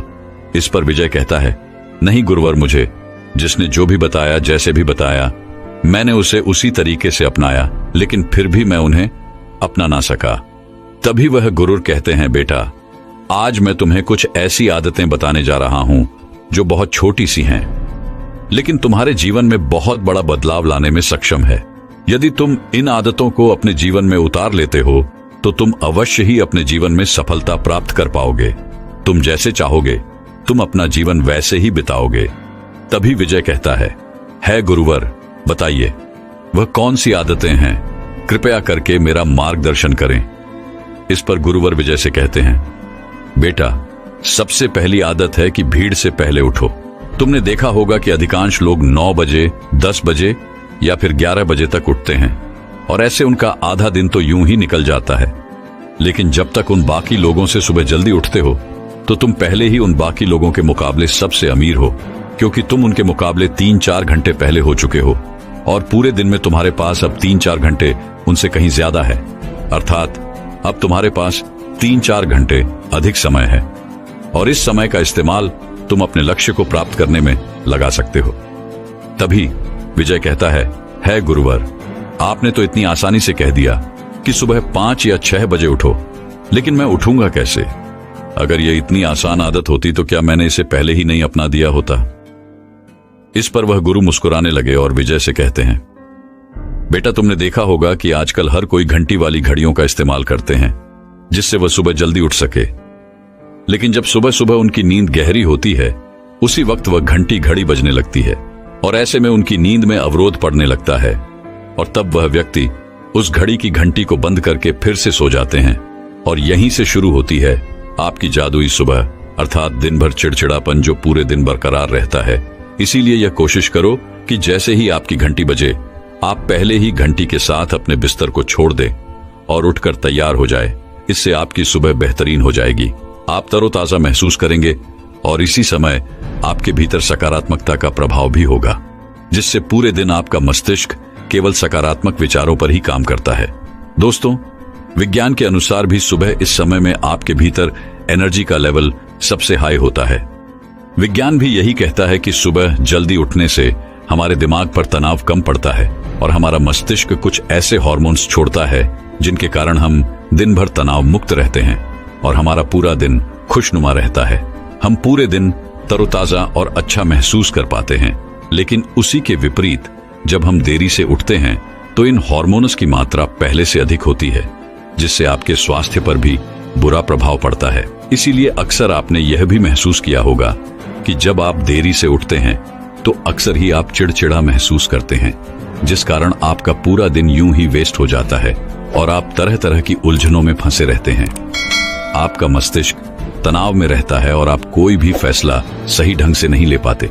इसलिए सुबह उठना बहुत जरूरी है। आगे वह गुरुवर विजय से कहते हैं, समय के मामले में तो तुम बाकी लोगों से अमीर तो होंगे, लेकिन अब तुम सुबह उठते ही करोगे क्या? क्या तुमने इसके बारे में सोचा है? इसका जवाब देते हुए विजय कहता है, हाँ, मैं जानता हूं कि मुझे सुबह क्या करना है। सुबह उठते ही सबसे पहले मैं अखबार पढ़ता हूं, फिर स्नान करता हूं, नहाता हूं और उसके बाद में दफ्तर के लिए निकल जाता हूं। तभी वह गुरुवर कहते हैं, तुम्हें ऐसा बिल्कुल भी नहीं करना चाहिए। सुबह उठकर सबसे पहले तुम्हें 2 से 3 मिनट के लिए शांति से बैठना चाहिए। उसके बाद तुम्हें पूरे 1 गिलास पानी पीना चाहिए, क्योंकि रात भर तुम्हारे शरीर को पानी नहीं मिला होता, जिस कारण तुम्हारे शरीर में पानी की कमी होती है। और ऐसे में जब तुम 1 गिलास पानी पीते हो, इससे न केवल तुम्हारे शरीर को पानी मिलता है, बल्कि हमारा शरीर और मजबूत होता है और उसे तरह तरह की बीमारी से लड़ने की क्षमता भी प्राप्त होती है। और सुबह उठकर 1 गिलास पानी पीने से हमारा पेट भी अच्छी तरह से साफ होता है। साथ ही यह हमारे पाचन तंत्र को भी मजबूत करने में हमारी बहुत मदद करता है। दोस्तों, आपने देखा होगा कि आजकल लोग तरह तरह की क्रीम का इस्तेमाल करते हैं ताकि उनका चेहरा अच्छा और चमकदार दिख सके, लेकिन सुबह उठते ही पानी पीने की ये जो आदत है, ये सबसे आसान तरीका है जिससे आप प्राकृतिक रूप से अपने चेहरे पर वह चमक प्राप्त कर सकते हैं। और एक ग्लास पानी पीने से आपके शरीर के भीतर बैठी हुई वह सारी गंदगी भी बाहर निकल जाती है और हमारा खून भी साफ होने लगता है। इसलिए सुबह उठकर एक ग्लास पानी पीना आपके लिए बहुत ज्यादा जरूरी है। लेकिन आपने देखा होगा कि हम में से अधिकांश लोग सुबह उठते ही सबसे पहले अपने मोबाइल को देखते हैं। उसके अंदर क्या नोटिफिकेशन आई है, क्या कुछ नया आया है, क्या नई खबर आई है। ऐसा आपको बिल्कुल भी नहीं करना चाहिए। ऐसा करने से आपकी सुबह की वह तरोताजगी जड़ से मिट जाती है। इसका कारण यही है कि दुनिया भर की नकारात्मक सोशल मीडिया प्लेटफॉर्म के जरिए हमारे दिमाग में तरह तरह की बातें भर दी जाती हैं। और सुबह सुबह यदि हम नकारात्मक चीजें देखेंगे, सुनेंगे या फिर पढ़ेंगे तो ये हम पर नकारात्मक प्रभाव ही डालेगा। इसलिए सुबह उठकर आपको कम से कम 2 से 3 मिनट तक शांति से बैठना है और अपने आप से सकारात्मक बातें करनी है और साथ ही एक गिलास पानी भी पीना है। मैं आपको इतने सारे कारण इसलिए बता रहा हूं ताकि मैं चाहता हूं कि आपके लिए कोई एक कारण जो सबसे महत्वपूर्ण हो, कम से कम उसी के लिए आप यह आदत अपना ले जिससे आपका जीवन पहले से बेहतर हो जाए। आगे वह गुरुवर विजय से कहते हैं, बेटा तुम सुबह जल्दी उठ भी गए और तुमने एक गिलास पानी भी पी लिया, लेकिन अब उसके बाद तुम्हें क्या करना चाहिए यह भी ध्यान से सुन लो। आगे वह गुरुवर विजय को अगली आदत बताते हुए कहते हैं, एक गिलास पानी पीने के बाद हम में से अधिकांश लोग नाश्ता करने चले जाते हैं, लेकिन तुम्हें ऐसा नहीं करना है। तुम्हें नाश्ता करने से पहले अर्थात खाली पेट कम से कम 10 मिनट के लिए व्यायाम करना है, या फिर तुम चाहो तो ध्यान भी कर सकते हो। और यदि तुम यह पहले से ही करते हो तो कम से कम तुम्हें 20 मिनट या फिर 30 मिनट के लिए व्यायाम करना शुरू करना चाहिए। और यदि तुम यह नहीं करते हो तो तुम्हें केवल 10 मिनट से ही इसकी शुरुआत करनी चाहिए।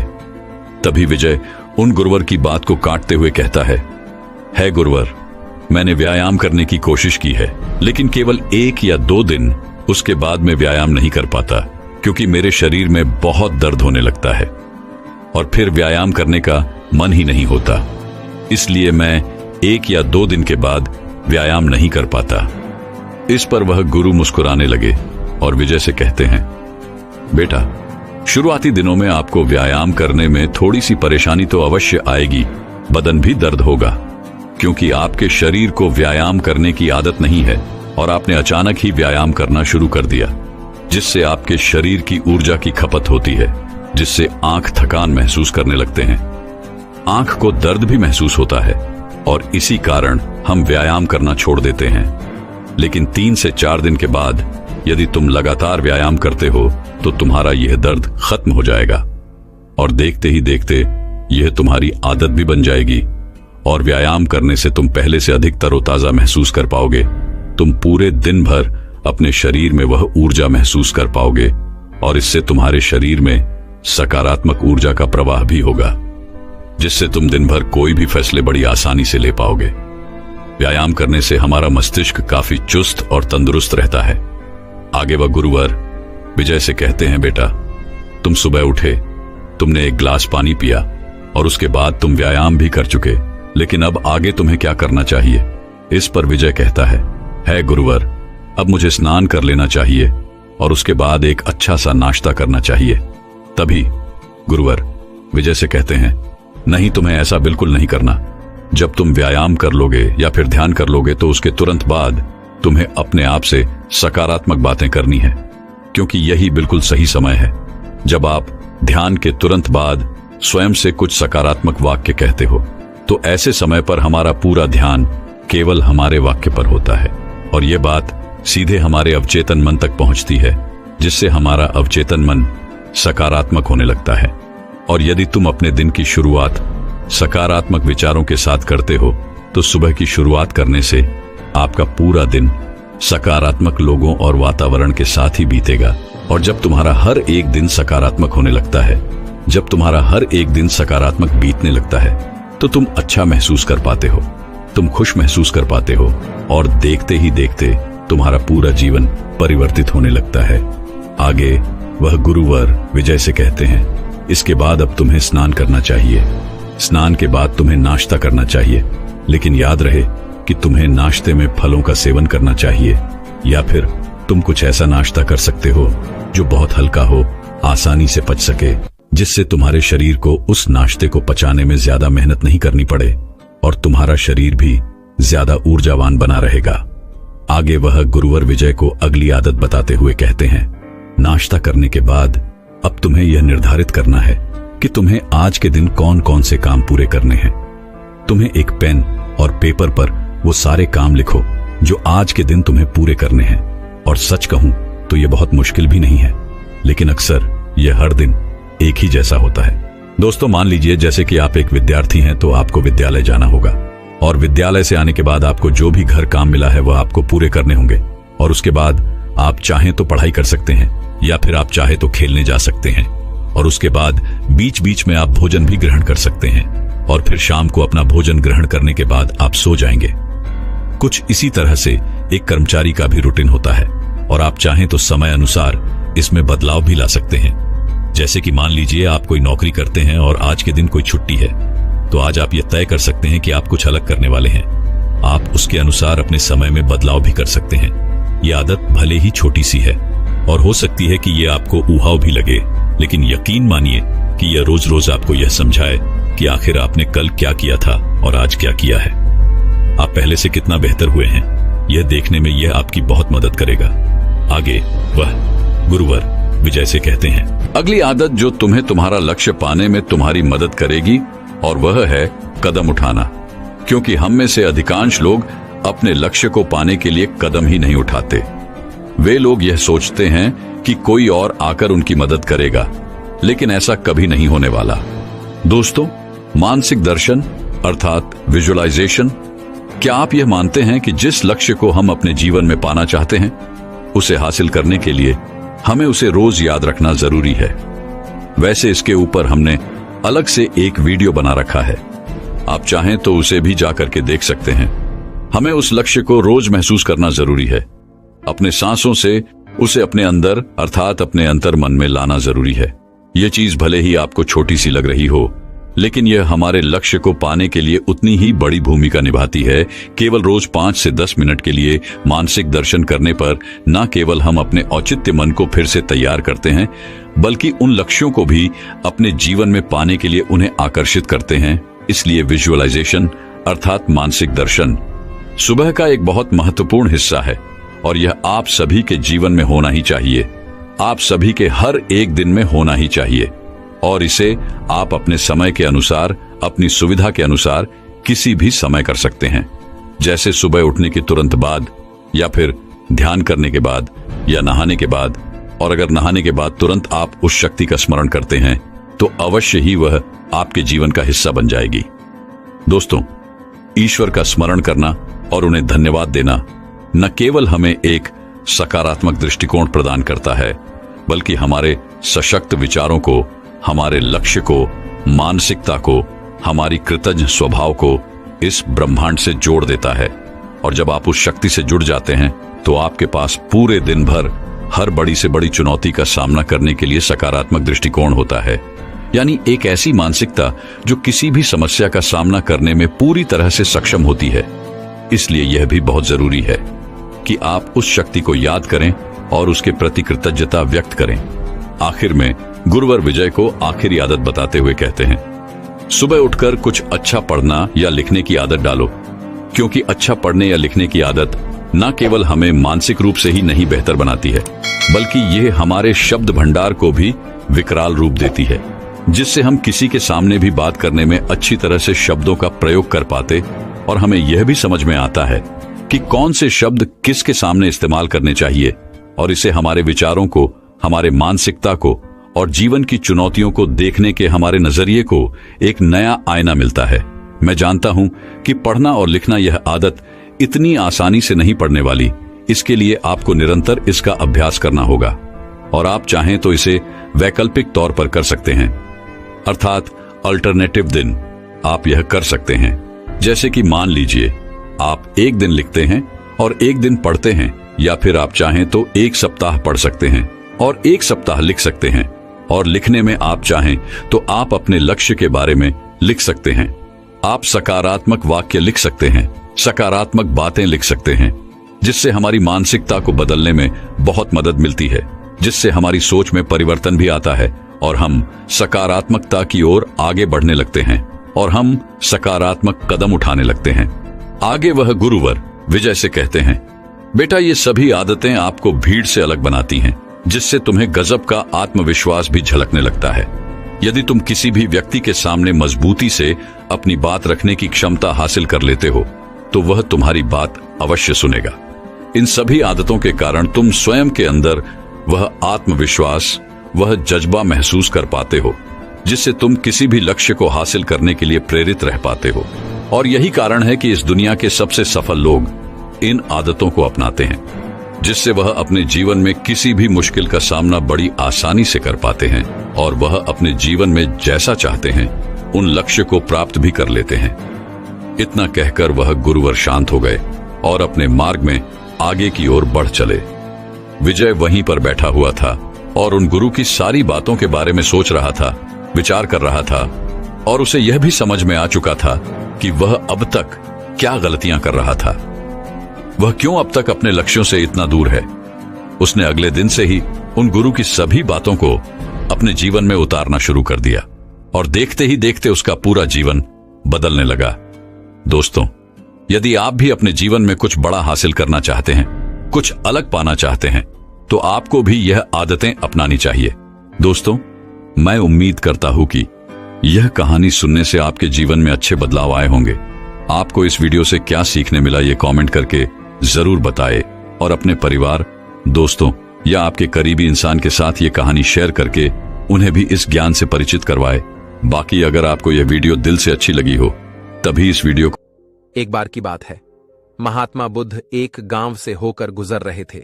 उस गांव में एक तालाब था।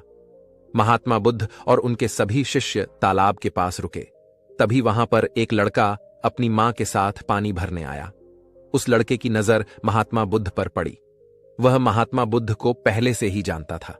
वह जानता था कि महात्मा बुद्ध बड़े ही ज्ञानी है और वह सभी के प्रश्नों का उत्तर देते हैं। वह तुरंत ही महात्मा बुद्ध के पास पहुंचा।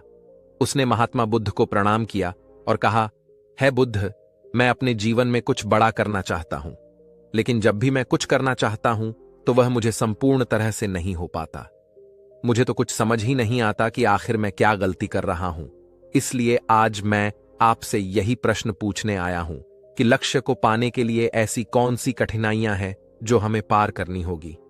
महात्मा बुद्ध उस लड़के को देखकर मुस्कुराने लगे और उस लड़के से कहते हैं, जब तक तुम अपने लक्ष्य की ओर कदम नहीं बढ़ाओगे तब तक सफलता से जुड़ा हुआ हर एक उत्तर अधूरा है। महात्मा बुद्ध इतना कहकर अपने सभी शिष्यों के साथ वहां से आगे की ओर चल पड़े और वह लड़का भी अपनी मां के साथ वापस अपने घर लौट आया। अगले दिन जब वह लड़का अपनी मां के साथ वापस उस तालाब पर पानी भरने आया तो उसने देखा कि तालाब में जो कमल की कलियां थीं वह पूरी तरह से खिल चुकी है और पूरे के पूरे तालाब में केवल कमल के फूल ही नजर आ रहे हैं। उस लड़के की मां को अपनी आंखों पर यकीन नहीं हो रहा था। इस पर उसकी मां कहती हैं, बेमौसम इतने सारे फूल एक साथ खेलना, ऐसी घटना तो मैं आज तक नहीं सुनी। ऐसा अवश्य ही महात्मा बुद्ध के आने के कारण हुआ है, अर्थात यह उनका ही प्रभाव है। यह सुन वह लड़का सोच में पड़ गया।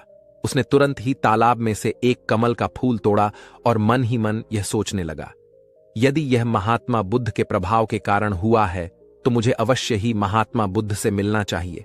शायद हो सकता है कि वह मुझे कुछ प्रेरणा देना चाहते हैं। ऐसा सोचते सोचते उस लड़के ने यह भी मन बना लिया कि वह महात्मा बुद्ध से अवश्य मिलेगा और साथ ही उसके मन में महात्मा बुद्ध की वह आवाज गूंज रही थी कि जब तक तुम लक्ष्य की ओर कदम ही नहीं बढ़ाओगे तब तक सफलता से जुड़ा हर प्रश्न अधूरा है।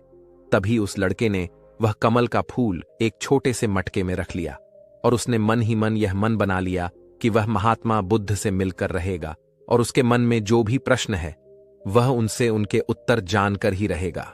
उस लड़के ने तुरंत ही अपनी मां से कहा, मां, मैं महात्मा बुद्ध से मिलने जा रहा हूं। वह अब तक बहुत आगे नहीं निकले होंगे।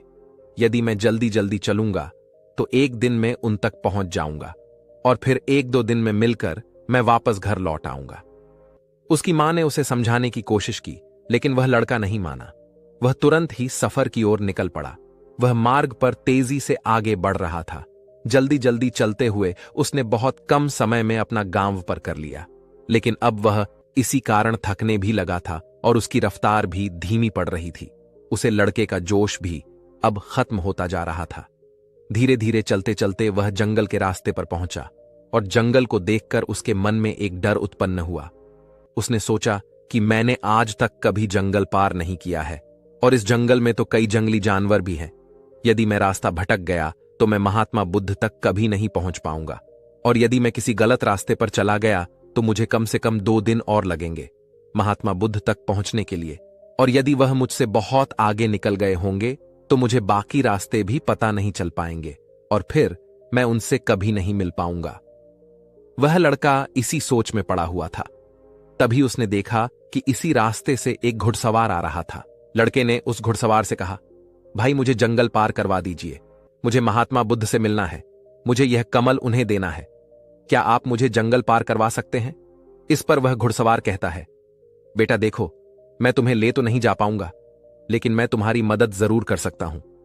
यदि तुम चाहो तो यह कमल वाला मटका मुझे दे दो, मैं इसे महात्मा बुद्ध तक पहुंचा दूंगा।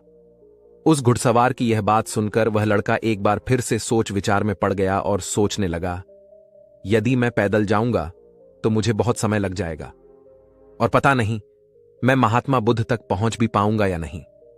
अगर मैं यह कमल वाला मटका घुड़सवार को दे देता हूं तो यह घुड़सवार घोड़े से बहुत जल्दी महात्मा बुद्ध तक पहुंच जाएगा और उन्हें यह कमल जरूर दे देगा। इससे मेरा काम भी आसान हो जाएगा और मेरा काम बहुत जल्दी महात्मा बुद्ध तक पहुंच जाएगा और उन्हें यह कमल जरूर दे देगा। इससे मेरा काम भी आसान हो जाएगा और मेरा काम बहुत जल्द पूरा भी हो जाएगा। काफी कुछ सोच विचार करने के बाद उसने तय किया कि वह यह कमल का फूल उस घुड़सवार को दे देगा। यह सोचकर उस मटके को उस घुड़सवार को थमाने ही वाला था कि तभी उसे याद आया, इस कमल के पीछे उसका क्या उद्देश्य है, उसे किस मकसद से इस कमल को महात्मा बुद्ध के पास ले जा रहा है। तभी उस लड़के के मन में एक और विचार उत्पन्न हुआ, यदि मैं इस कमल को लेकर महात्मा बुद्ध तक नहीं पहुंचा तो फिर मेरा जो प्रश्न है मैं उनके उत्तर कैसे जान पाऊंगा, और हो सकता है कि मुझे मेरे जीवन में बस यह एक ही मौका मिला है जिससे मैं महात्मा बुद्ध से मिल सकता हूं और अपने सभी प्रश्नों के उत्तर पा सकता हूं। हो सकता है कि दोबारा मुझे यह अवसर न मिले, इसलिए मैं यह मटका नहीं दूंगा, मैं इसे स्वयं ही महात्मा बुद्ध तक पहुंचाऊंगा। काफी कुछ सोच विचार करने के बाद उसने घुड़सवार से कहा, देखिए, यह मटका तो मैं खुद ही उन तक ले जाना चाहता हूं क्योंकि मेरा उनसे मिलना बहुत जरूरी है। मेरे मन में कई प्रश्न हैं जो मैं उनसे जानना चाहता हूं, इसलिए यह फूल मैं ही उन्हें दूंगा। इसलिए कृपया करके मुझे जंगल से बाहर निकलने का रास्ता बता दीजिए, मैं स्वयं ही चला जाऊंगा। इस पर उस घुड़सवार ने उस लड़के को जंगल से बाहर जाने का रास्ता बता दिया और वह उस मार्ग पर आगे की ओर बढ़ता चला। वह जल्दी जल्दी मार्ग में आगे बढ़ रहा था और देखते ही देखते शाम का वक्त भी होने को आया था। तभी उस लड़के के मन में एक और विचार आया और वह यह सोचने लगा, यदि शाम के वक्त मैं इस जंगल में भटक गया तो मेरा क्या होगा, मैं महात्मा बुद्ध तक कैसे पहुंच पाऊंगा, और अगर मैं उनसे नहीं मिल पाया तो मेरी यात्रा तो बेकार हो जाएगी। इससे तो अच्छा होता कि मैं उसे घुड़सवार को ही यह मटका दे जाता, वह उसे महात्मा बुद्ध तक अवश्य पहुंचा देता। मुझे तो घर लौट जाना चाहिए था, यही मेरे लिए बेहतर होता। इस प्रकार के उस लड़के के मन में तरह तरह के विचार उत्पन्न हो रहे थे। ऐसा होगा तो क्या होगा, वैसा होगा तो क्या होगा, यदि मैं भटक गया तो क्या होगा। तभी उस लड़के ने उस कमल की ओर देखा। उसे कमल से ही उसे महात्मा बुद्ध की याद आई। महात्मा बुद्ध के चेहरे पर वह असीम शांति थी। उसे महात्मा बुद्ध की वह मुस्कान याद आई। तभी उसके मन में एक और विचार उत्पन्न हुआ, जिनके आने से हमारे तालाब में अनेकों फूल खिल गए, जिसके साथ होने से हमारे मन को प्रेरणा मिलती है, जिनके चेहरे पर वह असीम शांति है जिसे मिलकर मेरा मन शांत हो जाता है।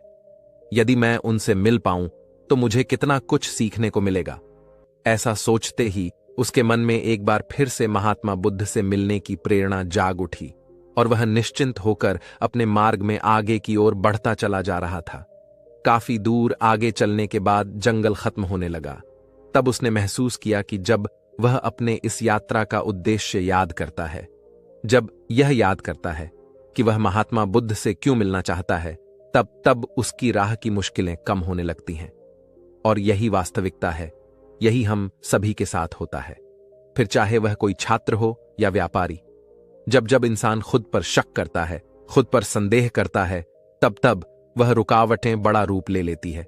और जब हम अपने लक्ष्य को याद रखते हैं, अर्थात अपना उद्देश्य याद रखते हैं, तब वह रुकावटें हमारे सामने छोटी पड़ जाती है और हम उसे आसानी से पार करके अपने लक्ष्य की ओर चलते हैं। इस पर उस लड़के ने महसूस किया कि उसे अपना लक्ष्य याद रखना है, उसे अपना उद्देश्य याद रखना है और छोटे छोटे कदमों से आगे की ओर बढ़ते जाना है। इसके बाद उस लड़के ने सारी चिंताएं छोड़ दी। वह केवल सफर पर आगे की ओर बढ़ता जा रहा था, लेकिन इस बीच वह चलते चलते काफी थक चुका था। और जैसे ही उसने जंगल पार किया, तभी जंगल के ऊपर उसे एक छोटी सी कुटिया नजर आई। वहां पर एक सुंदर स्त्री रहती थी। लड़का काफी थक चुका था और उसे बहुत जोरों की प्यास लगी थी। वह लड़का उस कुटिया में गया। वहां पर उस स्त्री से उसने पानी मांगा। इस बार उस स्त्री ने उस लड़के को पानी पिलाया। तभी वह स्त्री उस लड़के से कहती है, आखिर तुम महात्मा बुद्ध से क्यों मिलना चाहते हो? इस पर वह लड़का कहता है, मेरे मन में कुछ प्रश्न है और मैं उन प्रश्नों को उत्तर जानना चाहता हूं, और मेरे पास केवल यह एक ही अवसर है, इसलिए मुझे उनसे मिलना ही है। वह लड़का उसी तरह से बातें कर ही रहा था। उधर दूसरी तरफ उस स्त्री के मन में उस लड़के के प्रति प्रेम जाग रहा था। वह उस लड़के को पसंद करने लगी थी। वह लड़की उस लड़के को रोकना चाहती थी। वह उससे कहती है, आज की रात तुम यहीं रुक जाओ, वैसे भी शाम होने को है और बहुत जल्द रात भी हो जाएगी। ऐसे में तुम कहां जाओगे? इससे अच्छा है कि आज तुम यहीं पर रुक जाओ। आज हमारे बगल में ही शादी है, वहां पर नाच गाना होगा, खाना पीना होगा, बहुत मजा आएगा, इसलिए आज रात तुम यहीं पर रुक जाओ। उस स्त्री के मुख से यह सब सुनकर वह लड़का यह समझ चुका था कि यह स्त्री मुझे बहुत पसंद करती है और वह बहुत भी सुंदर भी है।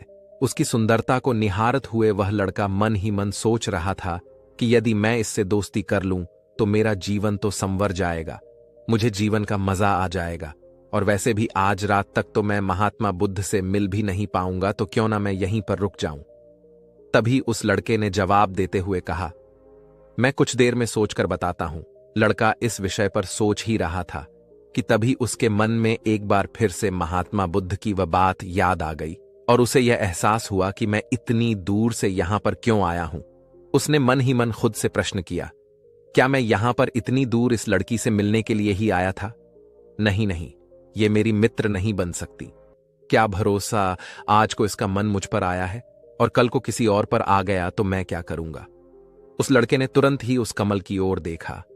तभी उसे उसका उद्देश्य याद आ गया और उसने तुरंत ही यह निर्णय लिया कि वह आगे की ओर बढ़ेगा।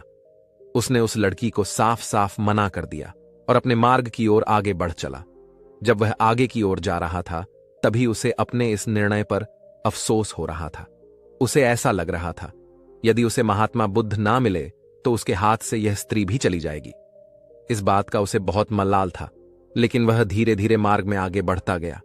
कुछ दूर आगे जाने के बाद जब उसका मन शांत हुआ, तब उसे इस बात का एहसास हुआ, यदि वह उसे स्त्री के पास रुक जाता तो वहां अपने इस उद्देश्य को कभी पूरा नहीं कर पाता और उसकी यह यात्रा बेकार हो जाती, उसकी इतनी मेहनत व्यर्थ हो जाती।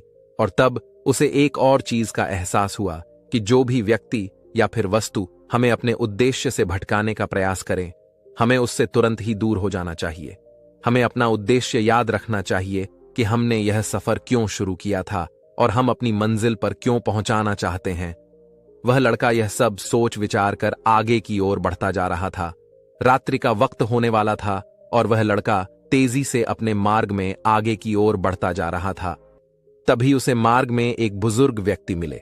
उसने उस बुजुर्ग व्यक्ति से पूछा, बाबा बाबा, मैं महात्मा बुद्ध से मिलना चाहता हूं और पिछले गांव में मुझे किसी ने बताया कि वह इसी मार्ग से आगे की ओर बढ़े थे। क्या आप मुझे बता सकते हैं कि वह किस तरफ गए हैं? इस पर वह बुजुर्ग व्यक्ति उस लड़के से कहते हैं, बेटा तुमसे कोई गलती हो गई है, तुम्हें कोई गलत फहमी हुई है। यहां से कोई भी आर्षि मुनि नहीं गए हैं। हो सकता है कि रास्ते में कोई और मोड़ हो जिस पर तुम्हारा ध्यान ना गया हो। वह ऋषि मुनि उसी रास्ते से गए होंगे। यह सुन वह लड़का घबरा गया। अभी कुछ ही घंटा पहले तो मैंने उस बस्ती को पार किया था।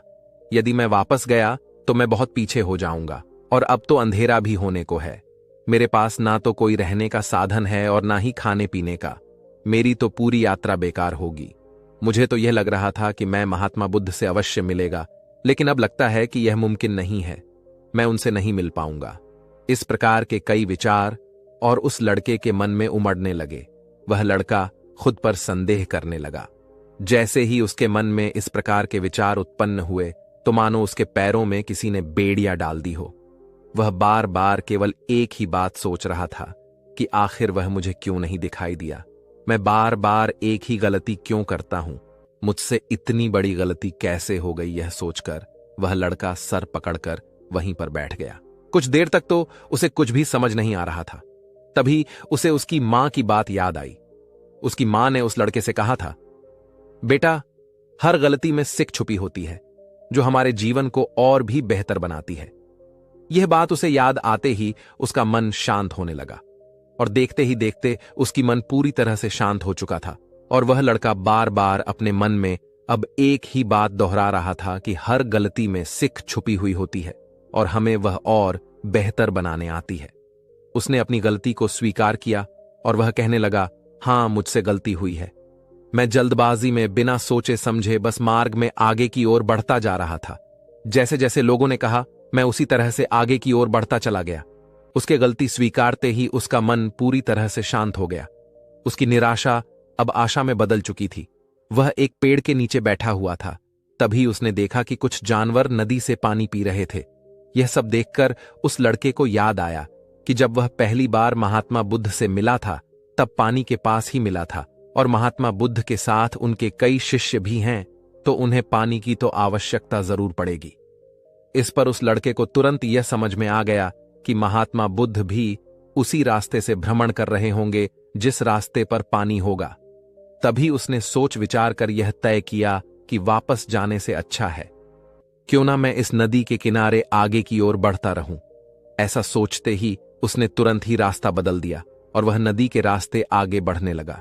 जैसे जैसे वह आगे बढ़ता जा रहा था, उसका मन और भी हल्का होता जा रहा था, उसका मन और भी शांत होता जा रहा था। तब उसने अनुभव किया कि जब मन बहुत शांत होता है तो हमारा मन बहुत हल्का हो जाता है और जल्दबाजी नहीं करता, और ना ही किसी में या खुद में कोई कमी निकलता है। हमारी बुद्धि पहले से बेहतर काम करने लग जाती है। तब उस लड़के ने इस बात का अनुभव किया कि खुद से शिकायत करना एक बहुत बड़ी कमी है जो हमें दुख की ओर ले जाती है। ऐसे ही चलते चलते लड़के के मन में विचार आया, यदि मैं अपने गांव में ही रुक जाता तो यह सारे अनुभव मैं कभी प्राप्त नहीं कर पाता।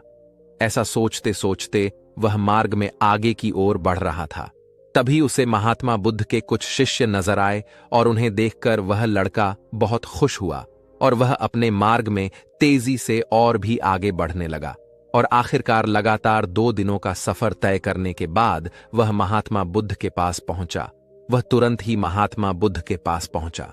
उसने महात्मा बुद्ध को प्रणाम किया और उन्हें वह कमल का फूल भेंट कर दिया। इससे पहले वह लड़का कुछ कहता, तभी महात्मा बुद्ध ने कहा, बहुत सुंदर, यह कमल पूरी तरह से खिल चुका है। 2 दिन पहले ही तुमने मुझसे पूछा था कि लक्ष्य को पूरा करने के लिए इंसान को कौन सी कठिनाइयों पार करना पड़ता है, लेकिन 2 दिनों बाद तुमने बहुत सारे अनुभव प्राप्त कर लिए। तुम्हारा यह धैर्य, यह मुस्कान देखकर लगता है कि तुमने इस यात्रा में बहुत कुछ सीख लिया है। इस पर उस लड़के ने यात्रा में घटित हुई हर एक बात महात्मा बुद्ध को बता दी। तभी महात्मा बुद्ध ने उस लड़के से कहा, तुम्हारे मन में जो भी प्रश्न है मैं उनके जवाब तो तुम्हें जरूर दूंगा। आगे महात्मा बुद्ध कहते हैं, बिना कोशिश के हर चीज अधूरी है। जब इंसान किसी लक्ष्य के लिए उस रास्ते पर चलता है तो सबसे पहले वहां अपने अनुभव से ही सीखता है, और जब धीरे धीरे उसका विवेक जागृत होने लगता है, उसकी बुद्धि काम करने लगती है, तब दूसरे के अनुभव और दूसरों की गलतियों से भी सीखने लगता है। जीवन में यदि सफल होना है, किसी लक्ष्य को प्राप्त करना है, तो सफलता का रहस्य सीखने से पहले हमें उस रास्ते पर चलना पड़ता है। महात्मा बुद्ध आगे कहते हैं, किसी भी लक्ष्य को प्राप्त करने के लिए उस रास्ते में हमें 3 बाधाएं आती हैं, और इनका निवारण करने के बाद ही हम अपने लक्ष्य तक पहुंच पाते हैं। और तुमने भी यह 3 बातें सीख ली, पहले अपने उद्देश्य को पहचानो और उसके प्रति समर्पण करो। जैसे कि तुम यह कमल का फूल मुंह तक पहुंचाना चाह रहे थे और तुम्हारा उद्देश्य भी यही था। तुमने ये जान लिया था कि यह फूल मुझ तक पहुंचने के लिए तुम्हारा क्या उद्देश्य है, जिस कारण तुम्हारे मन के सारे संदेह खत्म हो गए। इसके बाद जब भी तुम फूल को देखते थे तो तुम्हें अपना उद्देश्य याद आ जाता। आगे महात्मा बुद्ध ने कहा, तुमने स्वयं के अनुभव से ही यह जान लिया कि अपनी मंजिल तक किस प्रकार हमें पहुंचना है और सब कुछ तुम्हारे भीतर से ही प्रकट हो रहा है। वह लड़का महात्मा बुद्ध की सारी बातें ध्यानपूर्वक सुनता रहा। तब महात्मा बुद्ध कहते हैं, तुम्हारे मन में कई प्रकार के डर और संशय थे। पता नहीं तुम मुझ तक पहुंच पाओगे या नहीं, पता नहीं तुम जंगल पार कर पाओगे या नहीं, क्योंकि तुमने आज से पहले कभी जंगल पार नहीं किया था और रास्ते में तुम्हें तरह तरह की रुकावटें भी झेलनी पड़ी। और जब हमारे रास्ते में तरह तरह की रुकावटें उत्पन्न होती है तब हमारा मन बाधित होता है, हमारा मन भटकने लगता है और हम अपने लक्ष्य से भटक जाते हैं। लेकिन जब हम अपना सारा ध्यान रुकावटों से हटाकर अपने उद्देश्य पर लगाते हैं तो सारी रुकावटें खुद ब खुद छोटा पड़ने लगती हैं और हम उन्हें आसानी से पार कर जाते हैं। शुरुआत में हर किसी की यही समस्या है कि वह यह नहीं जानता कि आखिर वह सफल क्यों होना चाहता है, क्यों वह कुछ करना चाहता है। इसी कारण उनके सामने परेशानियां भी बहुत ज्यादा होती हैं और वह उन परेशानियों के सामने घुटने टेक देते हैं। लेकिन जैसे जैसे आप आगे बढ़ते हैं, अपने लक्ष्य के प्रति समर्पित हो जाते हैं, तो वैसे वैसे चलते जाना आसान हो जाता है और हम अपने लक्ष्य तक पहुंच ही जाते हैं। आगे महात्मा बुद्ध उस लड़के को तीसरी बात बताते हुए कहते हैं, असली शक्ति इच्छाओं को पूरा करने में नहीं बल्कि उनको मिटाने में है। हम जानते हुए भी सही काम नहीं करते। अगर हम अपनी उद्देश्य की ओर आगे बढ़ते हुए आकर्षणों के पीछे रुक जाते तो हमारी यात्रा कभी पूरी नहीं हो सकती। इसलिए जैसे कि इस यात्रा के दौरान तुमने फूल हमेशा अपने साथ रखा, अपने पास रखा, वैसे ही उद्देश्य से भी हमेशा सामने रखना चाहिए। हमारा लक्ष्य हमेशा हमारी आंखों के सामने होना चाहिए। इससे हमें निर्णय लेने में आसानी होती है। अन्यथा हमारे मन का संदेह, हमारी मन की शंका हमें कभी भी सही निर्णय नहीं लेने देता और वह हमें मन की उलझनों में फंसा कर रख देती है। इसलिए संदेह के प्रति सचेत रहे। आगे गौतम बुद्ध उस लड़के को समझा बुझाकर उसे विदा कर दिया। इस कहानी से क्या सीखने को मिला, कमेंट सेक्शन में जरूर बताएं और हाँ,